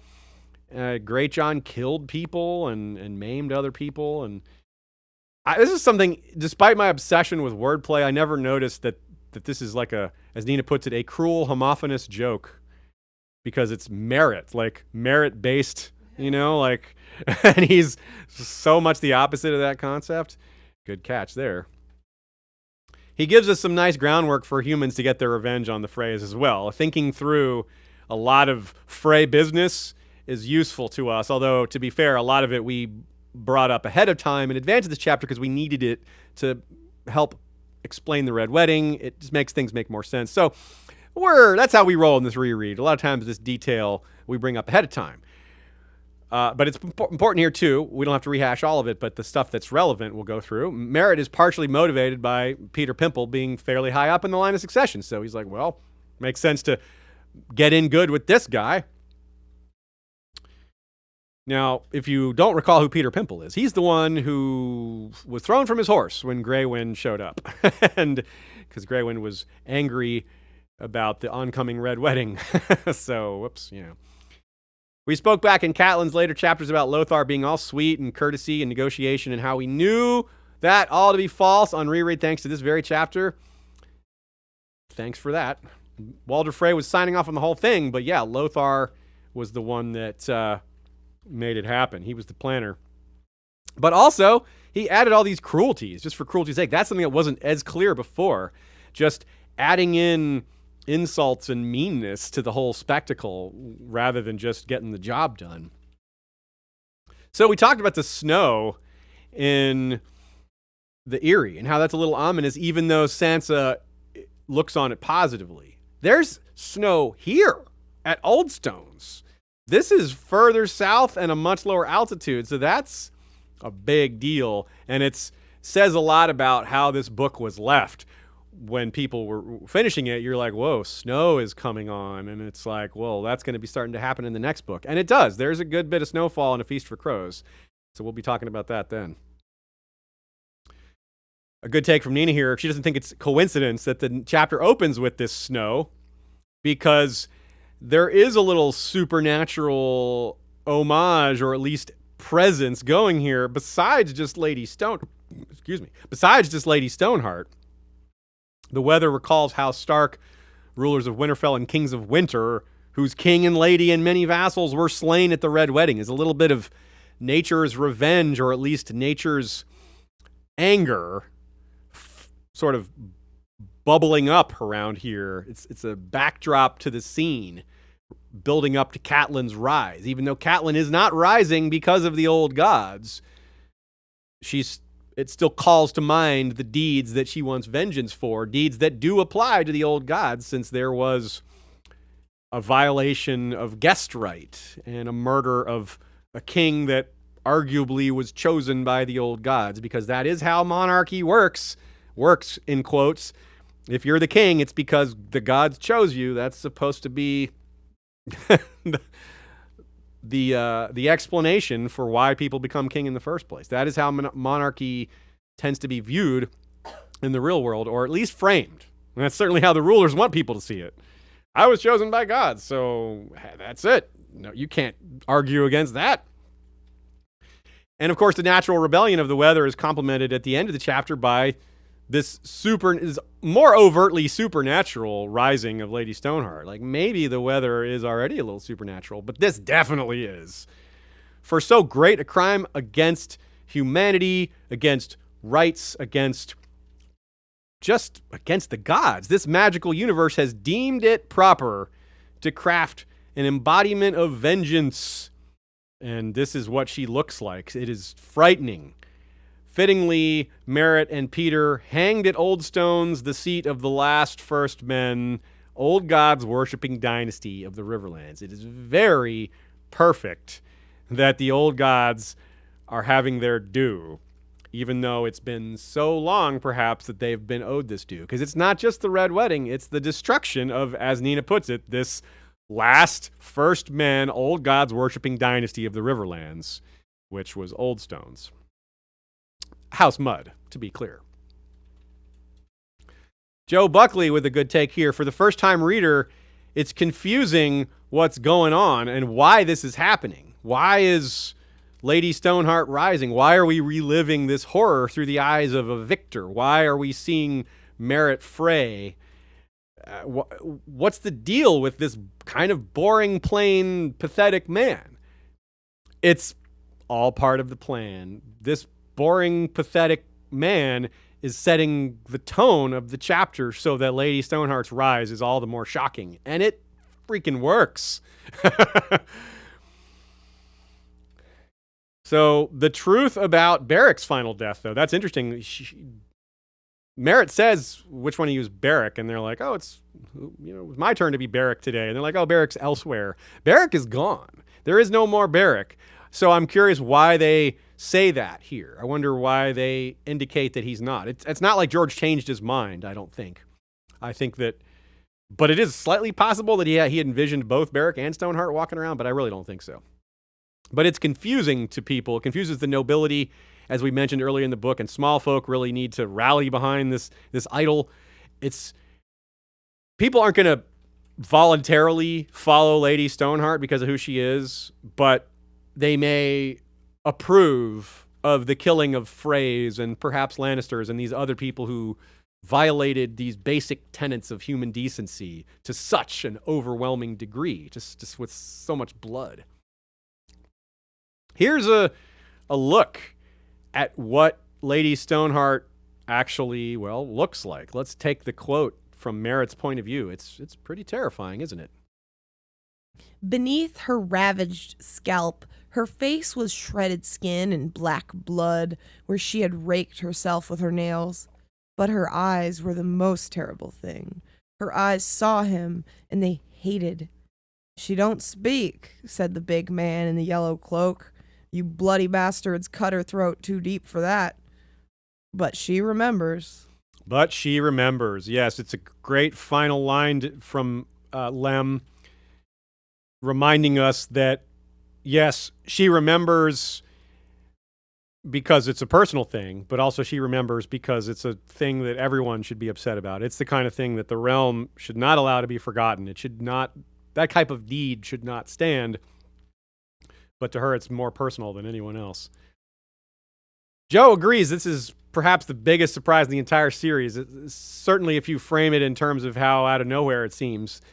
The only other perhaps contender is Eddard's death, because that is kind of, most of us were probably expected him to get out of it somehow or to go to the wall or something like that. Well, going to the wall is getting out of it in a way. So that's a good counterexample for something that's just, you didn't expect it to actually happen. But that's something you expected them to get out of. You see the situation unfolding and expect it to go a different way. This is a chapter unfolding. You have no idea what's coming. You're like, okay, ransom, brotherhood without banners. What's this all about? There's no, oh, this is about to be one thing. It turns into something else. It's about to be one thing and you don't know what it's about. And it turns into something, holy crap. It's really, really cool. And I'm still amazed at how good this surprise rings out, even though I read this book for the first time almost 20 years ago. And it's filled with parallels to these other important deaths that have come just so close to it. Tyrion killing Tywin's a shock, but you can see the build-up to it. You can see why. You can see Tyrion's long simmering hatred, frustration, anger with his father and all that. That's no surprise. That's not out of nowhere. Jon becoming Lord Commander, a bit of a surprise maybe, but Jon's leadership skills and his abilities and everything, it fits. But Catelyn Stark rising from the dead many, many chapters after she's fallen, with Robb already dead, and what? It's amazing. It's just so surprising. I could go on for a while about this, but I think you all understand where I'm coming from. And there's other detail here too that's important. That this is why we need to not just get caught up in the amazingness of it. Is, well, where are the rest of the Brotherhood without banners? As we're going to see, the Brotherhood is not what it was, because this change in leadership is also a change in ideals. And this change in ideals is not okay with a lot of the brothers. Edric Dane leaves. Anguy the Archer leaves. Why isn't Gendry here? We know Gendry joined. Well, Gendry's back at the inn doing other stuff. He's not traveling around in the murder band. So it seems there's some agency within the ranks of the Brotherhood, but some of them are just going right along with it. Some of the worst kind, maybe not the worst, but some of the ones who were most violent, like Jack B. Lucky is here, and he's one of the ones that had some dark lines earlier. And of course, Lemoncloak has always been a little bit tilted towards being violent towards traitors and bad types, and a little bit less about justice. And of course, this is even less and less about justice the longer Stoneheart goes on, because, well, killing Merrett, yeah, that feels like justice. But then when Podrick and Brienne are hanged, it's like, well, that's not justice, but it's also a misunderstanding. And, well, there's going to be a lot of misunderstandings out there when you've got The Walking Dead coming around. So it's a great thing for us to be looking at when we get to Brienne's feast chapters, and a little bit with Jaime's as well. So another thing about the lulling here, that one last note about that, is just so much backstory on the Freys. You know that this backstory often goes somewhere, and it does, but it just goes into a place that we just didn't see coming. A fully fleshed out character that just dies. But that's how George rolls. He doesn't want to, this death isn't going to mean as much if we don't get to know Merrett, even though we don't get to know him very long. Nina writes that Merrett is a man who knows just how useless he is within a house with far, far too many heirs, not high in the succession of House Frey at all. 41st in the line of succession, it appears he is. And even if that's off by a few, that's crazy how far down the line of succession he is. It's crazy that the line of succession goes that far. I mean, if you were to draw the Stark line of succession, what would it be? Like 5 people? If we were to add some cousins who George say are out there somewhere unnamed, what does that add? A few more? We're getting nowhere near 41 though, folks. George does a good job, though, in this backstory. As dark as this character is, not dark, just you don't like him. You know, he's not like some great murderer. He's not like overly violent, or doesn't, as far as we know, he hasn't hit women or something like that. I mean, maybe he has. It's just not brought up. I mean, he is an alcoholic, so you never know. But the headaches. The reason he is an alcoholic is because of the headaches. And that's a one legitimately, powerfully sympathetic trait, because a lot of people out there have headaches, debilitating or otherwise. Now, probably none of you have them because you were hit by a mace, but it's the same point. The description of him lying alone in a dark room with a wet cloth over his eyes is a deeply humanizing moment amongst a bunch of moments that you can't help but just loathe the guy. It doesn't make him sympathetic, but it's a sympathetic trait, if that makes sense. So Merrett, the least of the Freys, shows what divine magical punishment the curse upon House Frey will take. In his very dismissibility, Merrett can be Stoneheart's first sacrifice. Less important in his own dying than in setting up what Stoneheart means for the future of House Frey. It shows this is like the gauntlet is thrown down.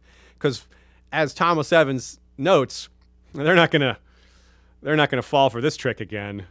We're not gonna bother asking for a ransom next time because they're not gonna fall for it if we murdered the last two. And indeed, they proceed to start murdering more Freys from here. A few more get hanged in A Feast for Crows.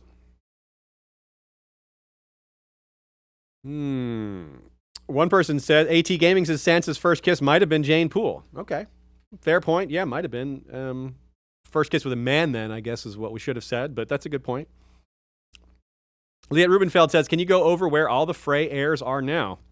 No, I would have to prepare that. But we do have a lot of it already done.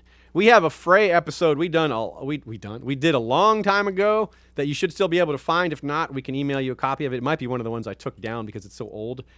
But this hasn't really changed in the interim. Even though this episode is like 6 years old, we did a full breakdown of the Freys. I think we also did a Where Are They Now for a lot of the Freys. That's available for patrons, but Leah, you've contributed a lot, so I'll make sure you get a hold of that. Anyone else who emails, I'll make sure you get a copy of that as well. Richard Tabor says, just to be clear, Stoneheart knows that Arya is alive, right? I'm asking because I wonder what would happen when she knew all her remaining kids are still alive. She doesn't know. She is unaware of Arya being alive, but Robb was trying to convince her that she's not. Robb was like, you shouldn't be holding out hope. It's just, Arya's dead. You just gotta accept that. So she doesn't know. But it's all. She definitely doesn't know one way or the other. But she may not have the pessimism of Robb Stark. But now in her undead state, she may. We get the description of what happened to the Great Sean. Yes, we do. We kind of went over it already in the last chapter, just talking about how he's still out there and he's a hostage. But it's much more specific here, and how he just, what a boss. Like, you could not stop this man. When they had him in chains, he still was biting people. I mean, this is a guy that just keeps on fighting. And he's alive. Imagine him, standing beside Jon Snow instead of standing beside Robb Stark. I mean, the show couldn't have possibly given us that because the actor left prematurely. So we never got to see the full Great Jon in the show. So the books is kind of an open-ended thing. Imagine Great Jon saying the kind of things he said about Robb, about how he's just his number one guy. I'm his right-hand man. I'm his number one champion, pumping him up, saying all the right things. That could happen with Jon. I mean, remember that line that Tormund drops in the show about how Jon did this, Jon did that, Jon did this. He did all these amazing, brave things. I could picture Great Jon saying those things instead of Tormund. I mean, I could definitely picture Tormund saying them. It would fit for either of them. But exploring the possible options for Great Jon later, if he gets out of prison and is able to rejoin the cause, what a windfall that's going to be, because this is a very charismatic leader who's also a great warrior, assuming he still is able to do all that after his long stint in prison. Rafaela Bangarzon says, yes, the headache, I felt so bad for him, even though he's a Frey. That was a Facebook comment, and yeah, that's exactly what I'm talking about. I mean, George manages to do that so well. He's like, all this description of why we don't want to like this guy, but there's one thing that you can really sympathize with. John Hagee says, so much of the page is devoted to Frey internal politics, meaning inside some things that he's thinking about. Novellas could be written within House Frey. The Freys must constantly think about their position relative to the others. That's a great point. Like, talking about perspective, what it's like to be a Frey when you're 35th or 30th or 25th on the line of succession. Tomorrow you're 24th. Tomorrow you're 27th. I mean, that's bizarre. It would be a constant thing on your mind that even other noble houses wouldn't have, because they just don't have this pure scale of family. So, good take, John. Very good. Quote, take from Anthony De Palma. I remember reading those last words. I calmly closed the book, took a deep breath, got in my car, drove maybe 30 miles over the speed limit to buy A Feast for Crows. After reading that epilogue and feeling whatever excitement I felt, I decided I wanted to be a storyteller myself, started working on my own novel shortly after that. Awesome, Anthony. I'm glad to hear that. I picked your quote, your comment from Facebook because it does summarize so thoroughly and emphatically the level of surprise and excitement this epilogue gave to people when they read it for the first time. And some of that excitement still exists, or at least can be recalled by going through it again. At least I hope we were able to do that with our coverage today. And I look forward to doing that with the next 2 books and beyond. As I've been saying, the big part of the reason for Valar Rereadis is to prepare us for the Winds of Winter. You know, we got the show mixing up our canon, giving us ideas, contributing to us forgetting certain book plot lines that weren't on the show. We got things that have been re-examined and reconsidered as time has passed. New theories are out there. We've reconsidered a lot. So Feast for Crows, Dance with Dragons is going to be really fun. But part of the point is to make sure when you do read The Winds of Winter, you're on top of it. You've got everything as good as it can be in your mind. You're not going to miss details too much. You're going to know what some of these sneaky references are. If George writes Child Snow Knight, you're not going to read past that. You're going to be like, Child Snow Knight, you say. There you go. That is a goal we have for Valar Rereadis. And this is also me working out a new intro, because with each book I change the Valar Rereadis intro. So I think I'm going to use some of what I just said for that. We'll see how that comes out. Thank you, everyone, for coming to this episode, this live stream. If you watched it live or if you were listening afterwards, thank you very much. My sincere thanks and appreciation. After all, we couldn't do this without you guys. We've finished the 3rd book, so it feels like a good milestone to make sure these words are stated, said again, to make sure you all know where we're coming from and how thankful we are. I'm really looking forward to the rest. Looks like a little super chat snuck in here at the end, so let me jump to that real quick. Sir Roland de Stark says, after the Freys get wasted for their betrayal, do you think Little Walder and Big Walder, always playing Lord of the Crossing and talking about succession, foreshadow Little Walder ending up as Lord? Now that's a dude really far down the line of succession, but yeah, I could see it happening because so many Freys are going to die. I mean, if the show gave us any clue at all, and I don't think it will happen like that, but if the point is carried over, it's the same relative thing. Yeah, a lot of Freys will die. And that could mean Little Walder rises. So, yeah, I do agree with that possibility. It might be the point. However, he might just die up there in the north amongst all that stuff. We shall see. One of the things for us to be paying attention to, because those Walders will be part of A Dance with Dragons. We won't see them for a little while, but they'll be coming back before the Winds of Winter, most likely. So yeah, next week, Sunday, no chapters. There's no next time to describe in terms of chapter titles, but we will have our guests on. That's going to be Lady Gwyn, Joe Buckley, and Nina. So our two main contributors, plus our regular recurring friend / compatriot, Lady Gwyn, who we have done more live streams with than anyone else, I would guess. I haven't counted, but it seems like it has to be. And also this Thursday, which is, what's the date on that? 14th. The 14th. Check out John Webster's channel. Just look up John Webster on YouTube, and you can probably come to our Facebook group. We'll share a link there. She's going to be talking about, Shae is going to be joining him as a guest to talk about The Dark Crystal. Yeah, specifically The Dark Crystal Age of Resistance, the TV series, but we'll be touching on, obviously, the movie and the books. Yes, you will. Very good. Cool. So check out that if you're a fan of Dark Crystal. Shae knows it really well, and I bet John Webster does too. Oh, yeah. He is a knowledgeable guy. Right now, Here Be Dragons, Steven Stark's stream is going on, so move on over there. He's interviewing Betsy, a.k.a. his mother. Yeah, Mother's Day. Perfect, right? Yeah, it's great. Oh, no, another super chat. We got another one. Oh, no. Yeah, oh, no, damn it. Natalie Smith, thank you very much, Natalie, for the super chat. The loneliness has been really getting to me the past few days, and listening to your live streams really helps. Thanks for that. All that y'all do. P.S. Like the video. Thank you, Natalie. Thank you for saying that. Yeah, I mean, it's tough out there, right? Or in there, stuck at home. So I don't want to act like we're some great community service helping people like that, but I do appreciate that it has that effect. I mean, we would be doing this anyway, but thank you for saying that. Thank you for pointing out that we're helping in that regard too. It means a lot. And yeah, please like the video. That helps too. That helps other people notice it.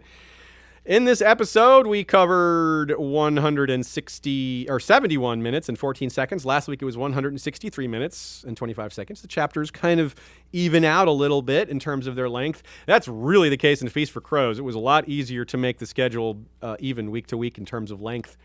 This episode went longer than usual, but yeah, so much ending stuff. That's the way it is.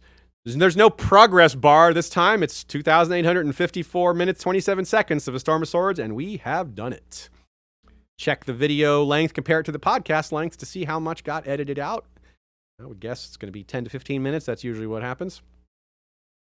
We mentioned a few episodes in this one. We try to tell you what episodes get mentioned as we're ending. We mentioned our Bloodraven episodes, which are tied to the Blackfire Rebellion series and not. 2 of them are tied to the Blackfire Rebellion series because they were during his political life, and that had so much to do with the Blackfires. But another one called the Three-Eyed Bloodraven is separate from the Blackfire series, kind of a standalone, but covers the last part of his life. We also talked about our Summerhall episodes, which seems to happen almost every episode. Summerhall looms large so very often. And our House Frey episode, which again, if you send us, if you can't find it out there, it's one of our oldest and thus a little difficult, let us know and we'll help you out with that. Shae is the best. She does so much all at once during these streams, as well as offline. As she mentioned, she's editing one of our videos right now, and it's a new style video for us. My mug doesn't appear at all. Partly because of quarantine and I couldn't get a haircut and look at my hand. It's covered in poison ivy. Yeah, and his eye was swollen up. Yeah. Not too bad, but like the whole right side of his body, it's horrifying, honestly. Yeah, my arm. I look at him and I cringe. That's why I'm wearing... like he's the mountain. I'm more like Victorian on my right arm. Yeah, right there. That's why I'm wearing long sleeves for the first time in... I don't know if I've ever worn a long sleeve shirt for a live stream before, but I'm doing it now because my arm is ghastly. So, yeah, I'll use some of the super chat money on calamine. You've worn your little your little sweater. Oh, have I? Yeah. Okay, I guess I'm wrong then. But not a shirt. And not for this reason, certainly. So thanks again to Joe Buckley and Nina Friel for their valuable contributions. Make sure to check out Joe's podcast, The Isle of Faces, and Nina's blog, Good Queen Alley, on Tumblr. Thank you very much to the History of Westeros mods, who every week post all of our chapters and lead the discussions with wonderful art and quotes to help make the episodes even better. Flick, Facebook, Slack, and Discord are our main options for interacting with the reread and with History of Westeros in general and the History of Westeros group sub-fandom that we have here, our sub-community. All those places are great ways to join the conversation and the community. Thanks to Claridox.de, that's Michael Klarfeld's site. Thank you to Kevin McLeod. Thank you to Joey Townsend. Thank you to Jesse Kowal. Thank you to Bengineer. Bengineer Stark? I could call him that. That one's pretty good. I also wanted to take a quick moment to mention Michael Klarfeld, Claridox. He's been doing things other than A Song of Ice and Fire maps, if you haven't been paying attention. He's done something for The Witcher. What is the most recent one? Magic the Gathering or something? Corvain? Oh, I didn't even see that one. It was Wizards of the Coast, maybe. I don't know what that one was. What's cool. Corvain from? I don't know. It was something I don't see, but it was another fantasy one. His Witcher map is incredible because the Witcher D&D. fandom lacks good maps, and his is probably the best D&D. one. It's D&D? World of Eberron. Either way, I guess Wizards of the Coast, publishes it too. I associate Wizards of the Coast like extremely strongly with Magic the Gathering. Which you should. That was their first product. Okay, thanks. I just, living in this house where people play Magic, I have seen it many times. Yeah. Yeah, Hasbro bought Wizards of the Coast. But yeah, if you want to see more of Michael's maps, you can go to his website, like we mentioned, claridox.de. Yeah, and last but not least, thank you to all our patrons.